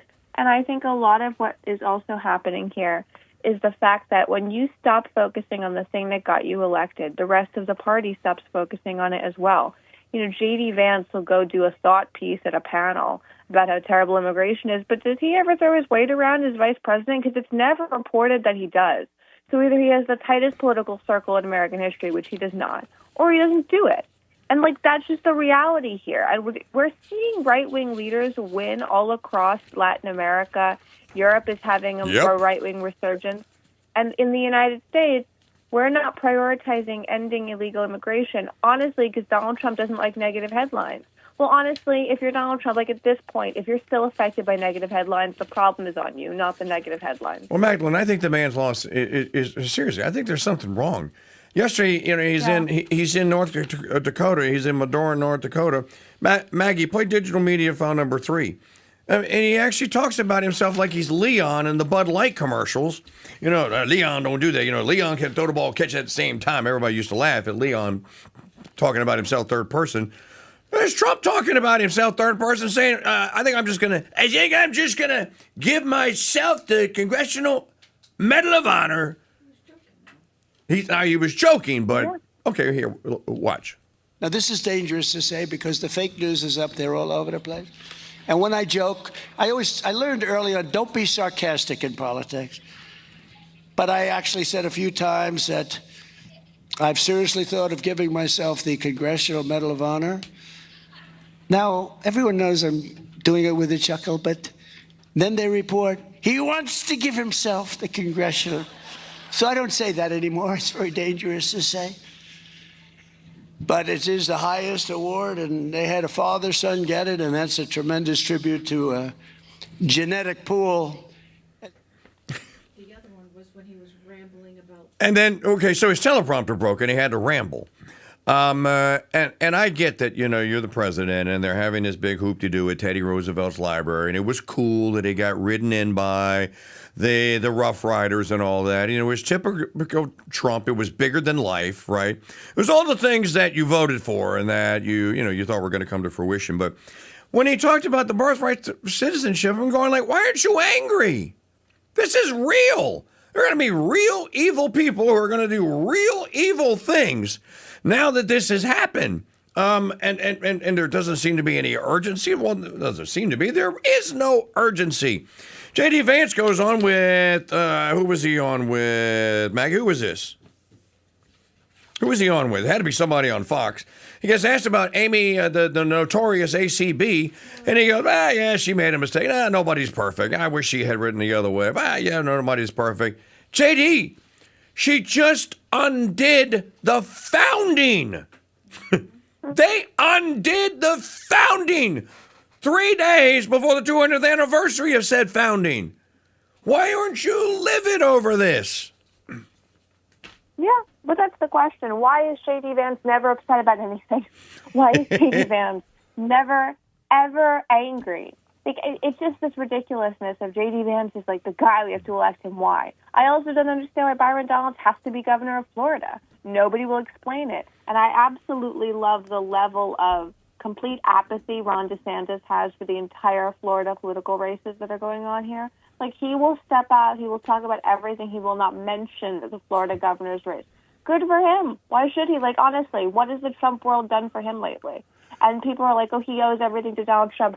Yeah, but he also was one of the only governors who stood up during COVID. He also really has built his own system where we should be grateful to him for a lot of things. He also put those illegal immigrants in Martha's Vineyard, which has its own Wikipedia page. It was so epic, that incident. So I don't feel the need for Ron DeSantis to constantly beyond his knees to Donald Trump when Ron DeSantis stood up when a lot of other governors didn't. And on illegal immigration, I will tell you, young conservatives going into the legal world, who are lawyers, who are building out that world, they will continue birthright citizenship cases over and over and over until it is reversed. They will not stop, because if we end this system, or we put some qualifying factors on it, literally our world changes overnight. And for Amy Coney Barrett to vote against this, I mean, it's disgusting, it's ridiculous, and I'd love to see a little bit of outrage from J.D. Vance. Trump had more outrage over the tariffs not going his way than this. Yeah, he was red-faced over that, but not so much. Well, there is the theory going on out there that the executive order, that he wrote the executive order knowing that it would get challenged and knowing that it would go all the way to the SCOTUS, and also knowing that ultimately the notorious ACB would plunge that dagger in his back and was it just, I mean, Brett Kavanaugh wrote a concurring opinion. Even he didn't vote for it, but he wrote a concurring opinion, which is weird. So don't let Kavanaugh off the hook either, which is, I'm stunned by this. So it was 5-4. It was Roberts, notorious ACB, Sotomayor, Kagan, and Ketanji Brown Jackson. I didn't read Kavanaugh's concurring opinion because it would have made me vomit. I'm like, why did you vote no, but wrote a concurrent opinion? These people hate you. They hate you. And Magdalene, you know, I am a bit of a historian, and I can tell you that beyond any shadow of an unequivocal doubt. And you know, when John Sauer argued that case in front of the SCOTUS, Maggie, what did I say that day? They're going to lose. Sauer's argument was horrible. It was terrible. And I'm listening to his argument and going like, no, that's not the argument. Don't make that case. What are you doing? And it all just seems now just too contrived and too convenient for me. And so they wanted this decision to go so that they could get, this is the cudgel that they're going to get real ID with now. That's all the hubbub now. Is now Congress is going to get busy, and now we're going to force all the states into real ID because we got to be able to identify the pregnant illegal alien before she can give birth or whatever the excuse is. And now you're going to get the SAVE Act. We have to have the SAVE Act so that we, the more you look at the SAVE Act, the more stuff that they put in it, the more surveillance crap that they put in it. So I just think that the whole thing to me, again, just is that this is not what you voted for. It is not the outcome. And if it isn't, then what are you going to do about it? And your young conservative friends, I mean, the SCOTUS has ruled. Okay, Roe got overturned. True. So you're going to go back to the SCOTUS. How are you going to undo the notorious ACB's vote? Because that's what you have to do, or Roberts' vote. You got to make them a party to basically the repeal of birthright citizenship. How's that going to happen? Yeah, and it is a system now where we have been doomed, and Trump and senior administration officials don't seem that upset about it. I would love to know where Stephen Miller is and what they've done with him, because you cannot tell me that Stephen Miller is happy with what's happening. I would love to understand what happened to that man. He went from being like the most ardent anti-immigration, headstrong human being to just a sniveling, on his wife's podcast loser. It's so depressing. It's so horrifying. And if you notice, the anti-immigration talking points in the administration went away when Stephen Miller went away. And I think that is not a coincidence. And if you think that when you get into midterms, you're going to run on rah-rah for Iran or healthcare, you're delusional. Really, what is the Republican Party running on in these next midterms? There's not even a platform. There's not even a key policy. Meanwhile, Democrats are sweeping with Democratic Socialist victories in primaries all through the Sun Belt, and we don't have a key component for our midterm platform.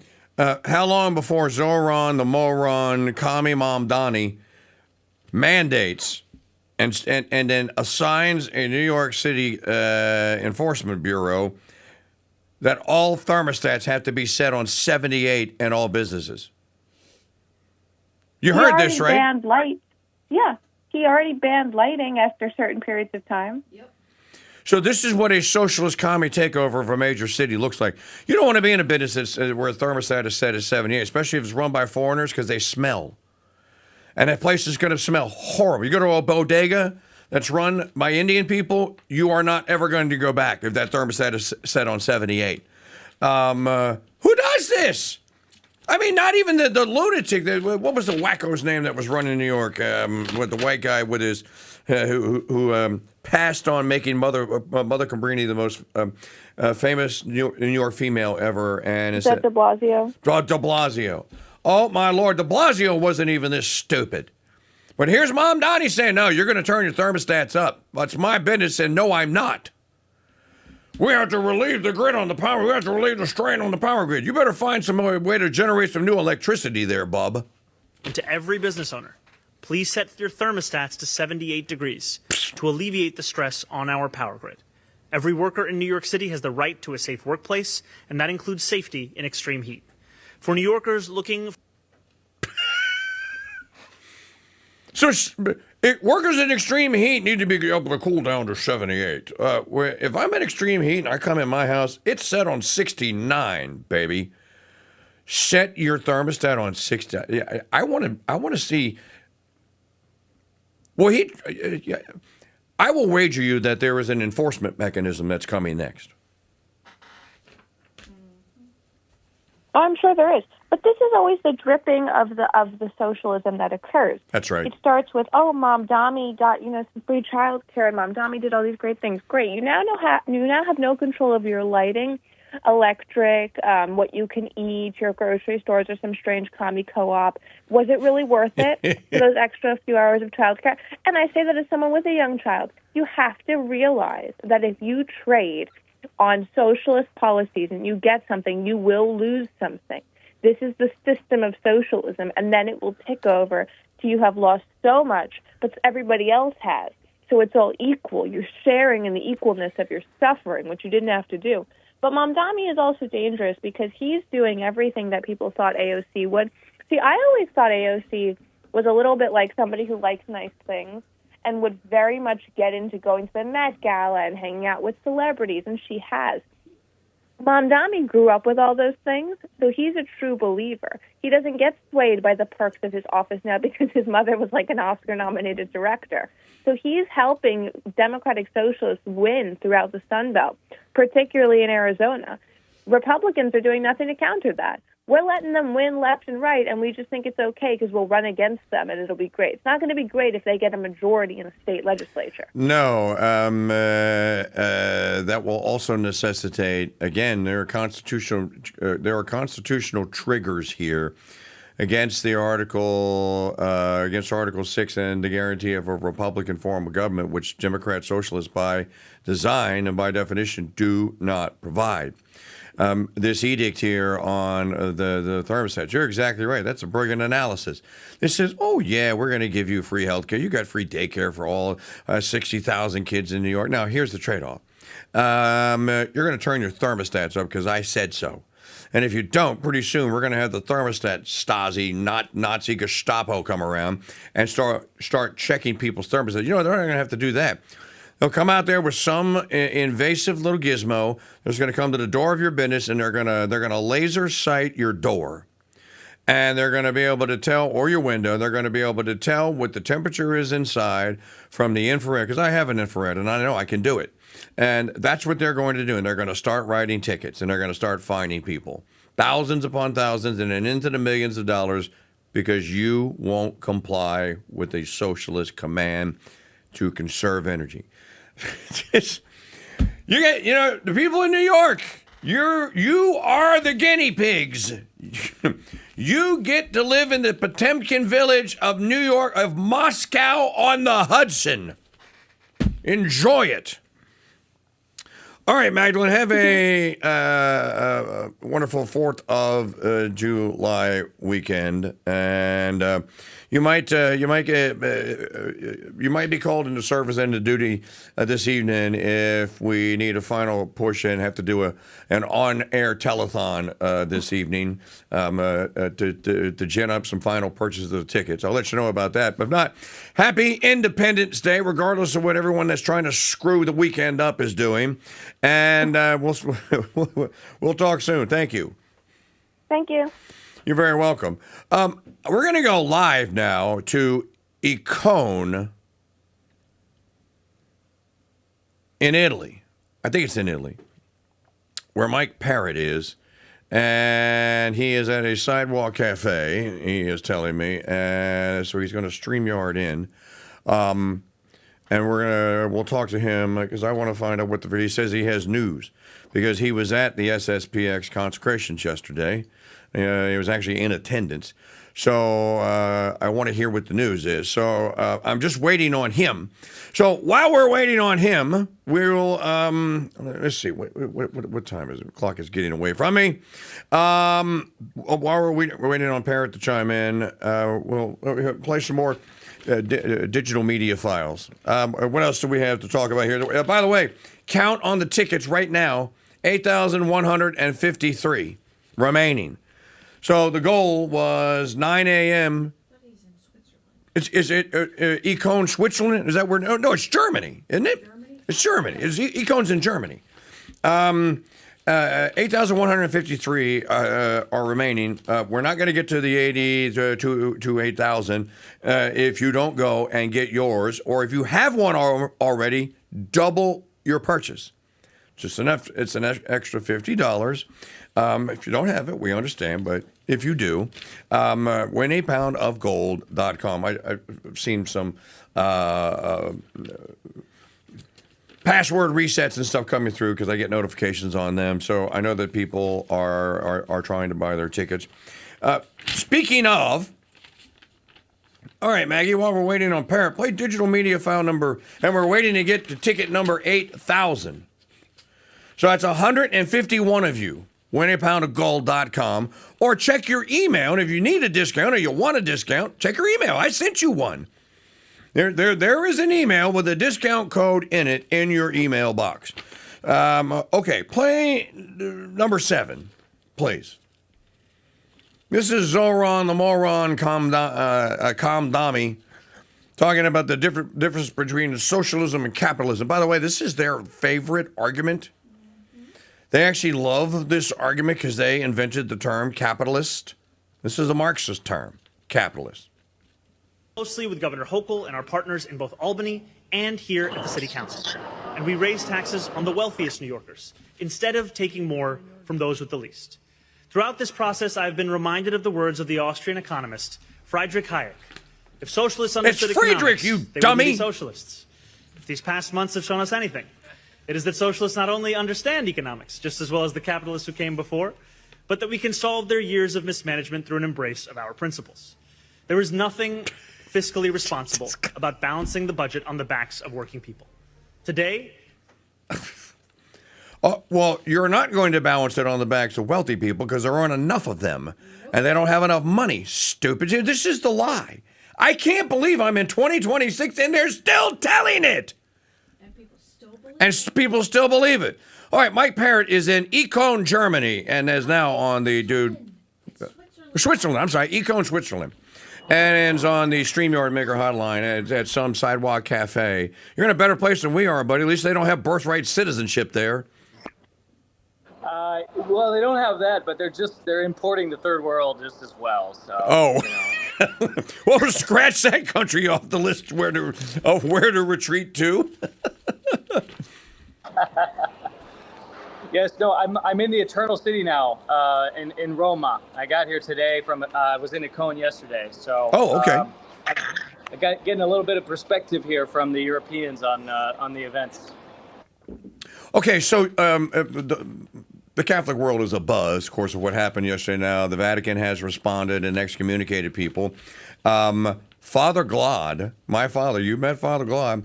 Father Glod came on and said, you cannot excommunicate people unless you can prove that they were involved. I'll read it to you. He says, first, in order to be considered schismatic, they have to prove you committed some form of doctrinal heresy, which the SSPX has certainly not done.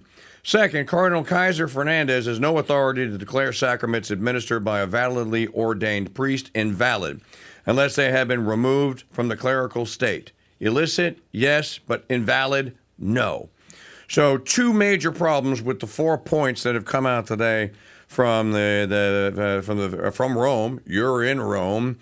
Is there a hubbub and a buzz about the SSPX ordinations and now the proclamations of schism?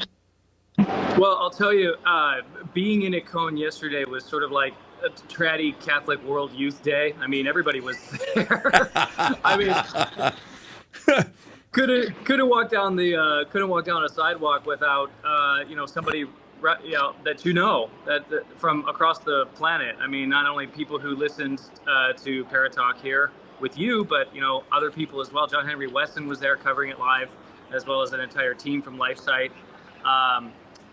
Listen, Theo Howard was covering it for 1 Peter 5, and so there was a lot of American news press, like Catholic news press, they were all there, as well as there was some secular press covering it as well. Obviously, the response from Rome today has, I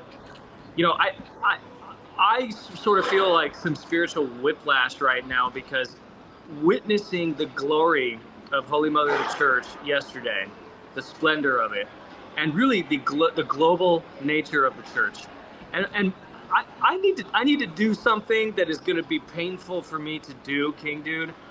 I need to compliment the French.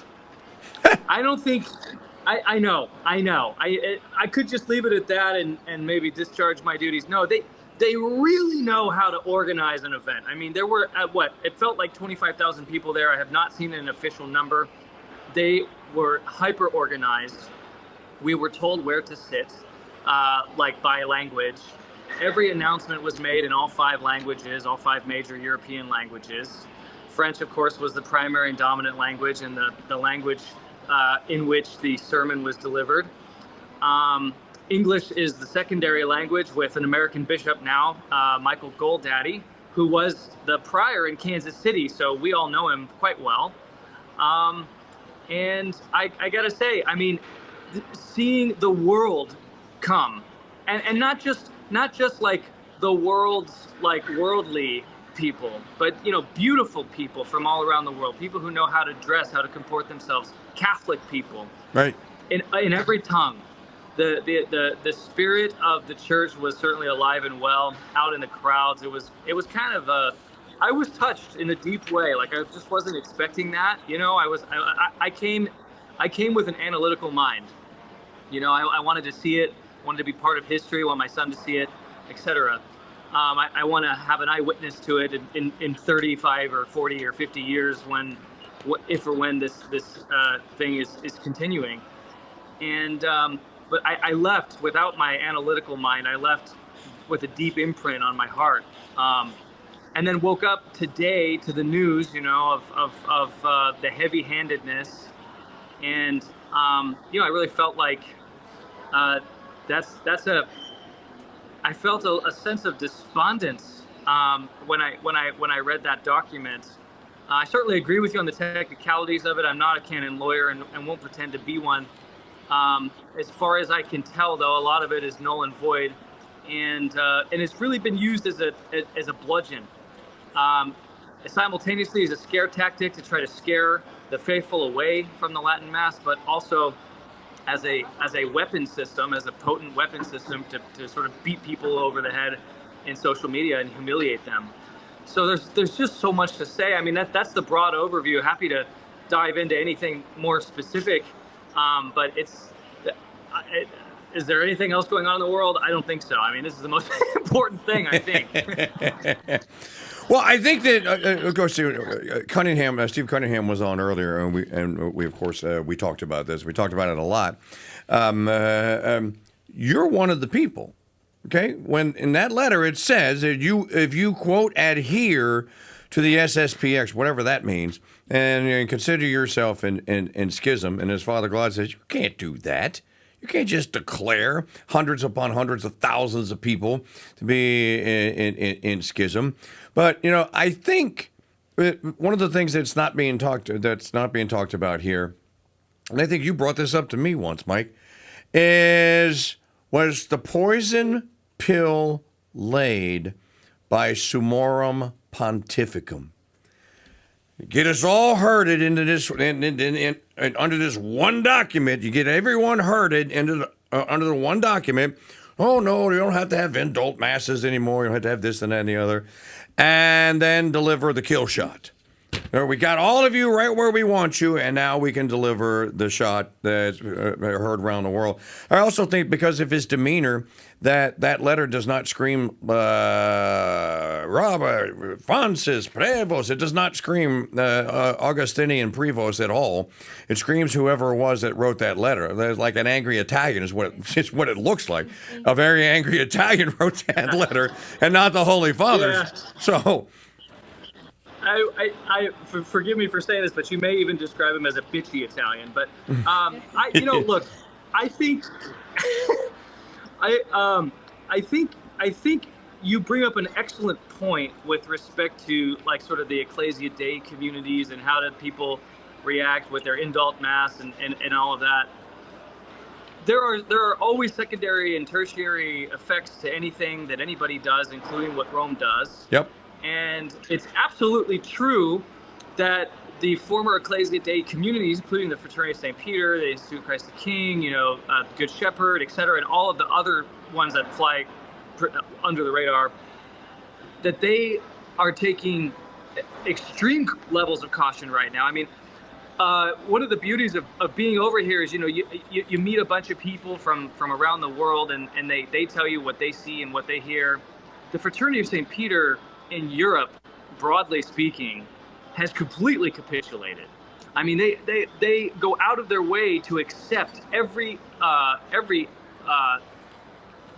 tittle of Vatican II, and they'll preach about only the Vatican II saints. They'll do whatever it takes to exist, right? Wow. And that is going to intensify because obviously the pressure is on them. I mean, if Kiss Me With Your Mouth, Tucci Frutti Fernandez is willing to go to this extreme length with Society of St. Pius X, that sends a tacit message to the others under his thumb that we're not messing around anymore. I think the other thing that you alluded to, and I just want to bring out into the open, is this is not a letter that I think conveys strength. In fact, I think it's the opposite. That this letter conveys something that I think is it's fear and weakness. And let me say something that I sort of came to this not here, but before I got here actually. I think the center of the Novus Ordo has really collapsed, and by that I mean look, who goes there anymore? I mean it's grandparents. It's paid theologians who work at Catholic colleges. It's basically people who are on the dole to the Novus Ordo, but otherwise it's completely collapsed. All but collapsed. It's financially collapsed for sure. That's why they elected an American Pope. And as a result, I think they know it. I think Rome knows it, and I think that this consecration puts a lot of pressure on a very shaky house. So this is then the Catholic version of the Battle of the Bulge. This is the German army going, oh, no, we're not defeated. You're not going to beat us. One last surge here. One last shot across the TLM Tratty bow here. You guys lost. You're going to lose. We're going to we'll excommunicate. It's almost like Dean Wormer screaming in Animal House. I'm going to revoke your charter. Right. It's territory by territory, and it's a messy conflict. You know, you look at Eastern Europe and the Novus Ordo is full. You look at Europe proper, the continent, or Great Britain or whatever, and the Novus Ordo is completely collapsed. You look at France and the Trads have overtaken the Novus Ordo. That's true. And you look at the United States and it's trending in that direction. It's not going to happen anytime soon, but if current trends continue, it's a mathematical certainty. On the American thing, I think I want to make an important point that I thought was just no one is making this point, and I think it's really obvious, at least to me. You know, when I showed up to a cone, the first thing that everyone was handed was a white hat, a ball cap, and it says, you know, a cone 2026 on it, and it looked and it felt like a MAGA hat. I mean, that's what it felt like. I was like, okay, everyone's getting a MAGA hat, and we're getting an American bishop, and there's an American pope, and there's an American empire being rebuilt by Trump, and it really and as I really tried to closely observe this theme, it continued to jump out at me. Like, for example, we sat right next to the VIP section, so I was not in the VIP section, just to be clear. I was with the English-speaking section, but to my right was the VIP section, and there were rows that were reserved for each of the families, extended families of the bishops. And the first row was given to Bishop Goldaddy of the United States. You know, the Frenchies were all behind him and his family.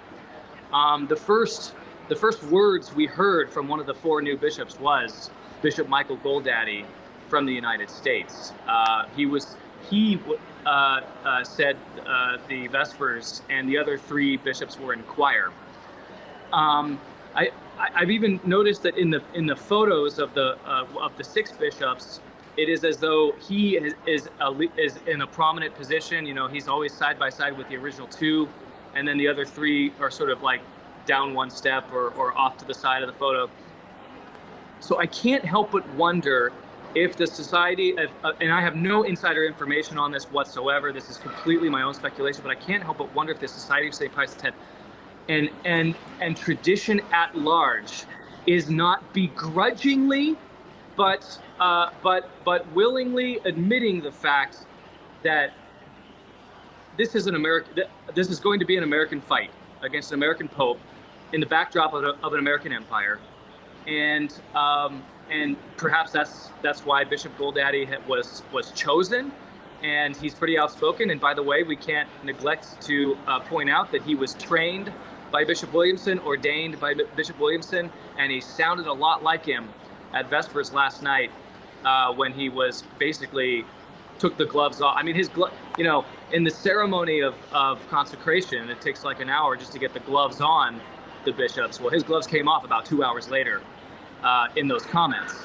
So I think there's something happening where traditionally for the last 2 generations, the fight has been mainly governed by French generals. But it may be, we may be witnessing the passing to, you know, if you want something blown up, you need to call in an American airstrike. Well, you hire Ben Shapiro and Mark Levin and let them call it in, because they'll call their buddies in the IDF, and then you'll get the Israeli military, and then you get the U.S. military, and you get all that. I think that the American empire, though, that and I don't believe in coincidences, has now reached its nadir. We've crossed the Rubicon. We're on the other side of it. We're Hannibal and his elephants. We're on the way down, and it's all just going to be downhill from here. And the Imperium is not going to last. This birthright citizenship nonsense is just absolutely that. It's absolute it's gibberish nonsense. You know, I don't know. You didn't get a chance to read it, Mike. Read on the plane home. Just read the last 2 pages of Roberts' majority decision. You'll puke. You'll laugh.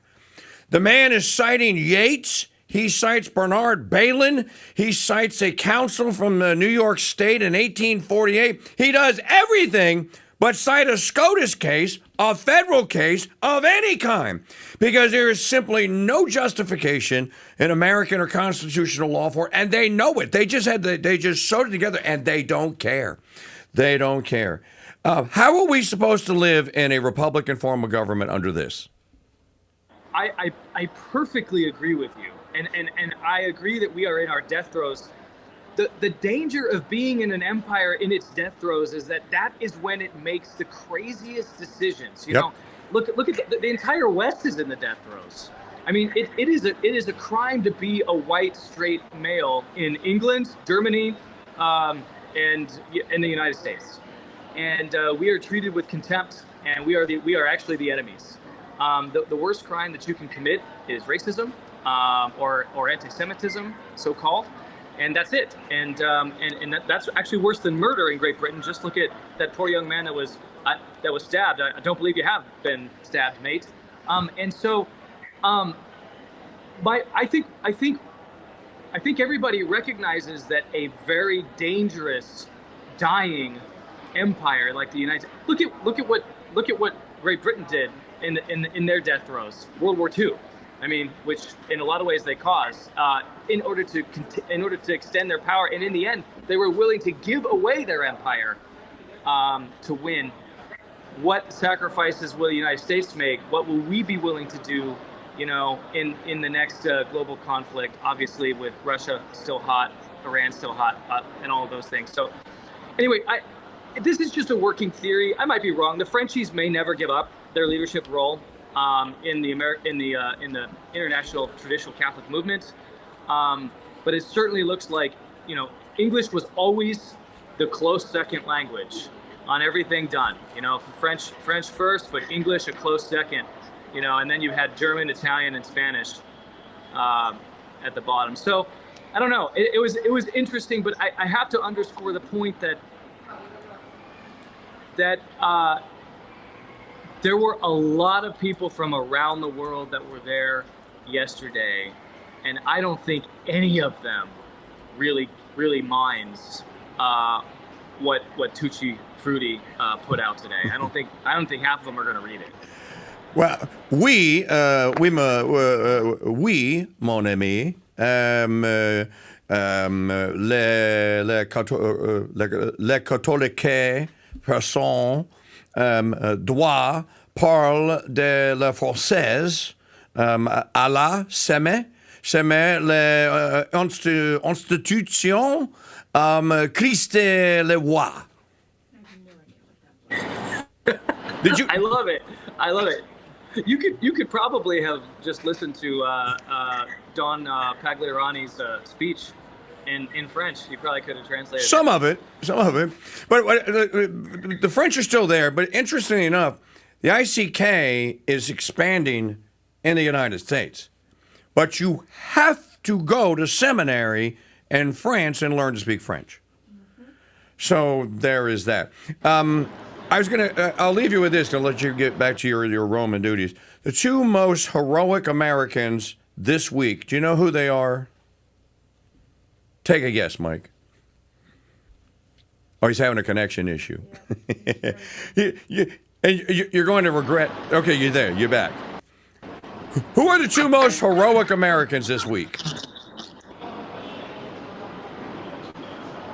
Okay, I'm back. I missed everything you said. I'm sorry. Okay, who were the two most heroic Americans this week? Oh, heroic Americans this week. Well, I haven't been paying attention to the States, to be honest. Okay, I'll tell you. Taylor Swift and Travis Kelce. White heteros gonna get married, Joe.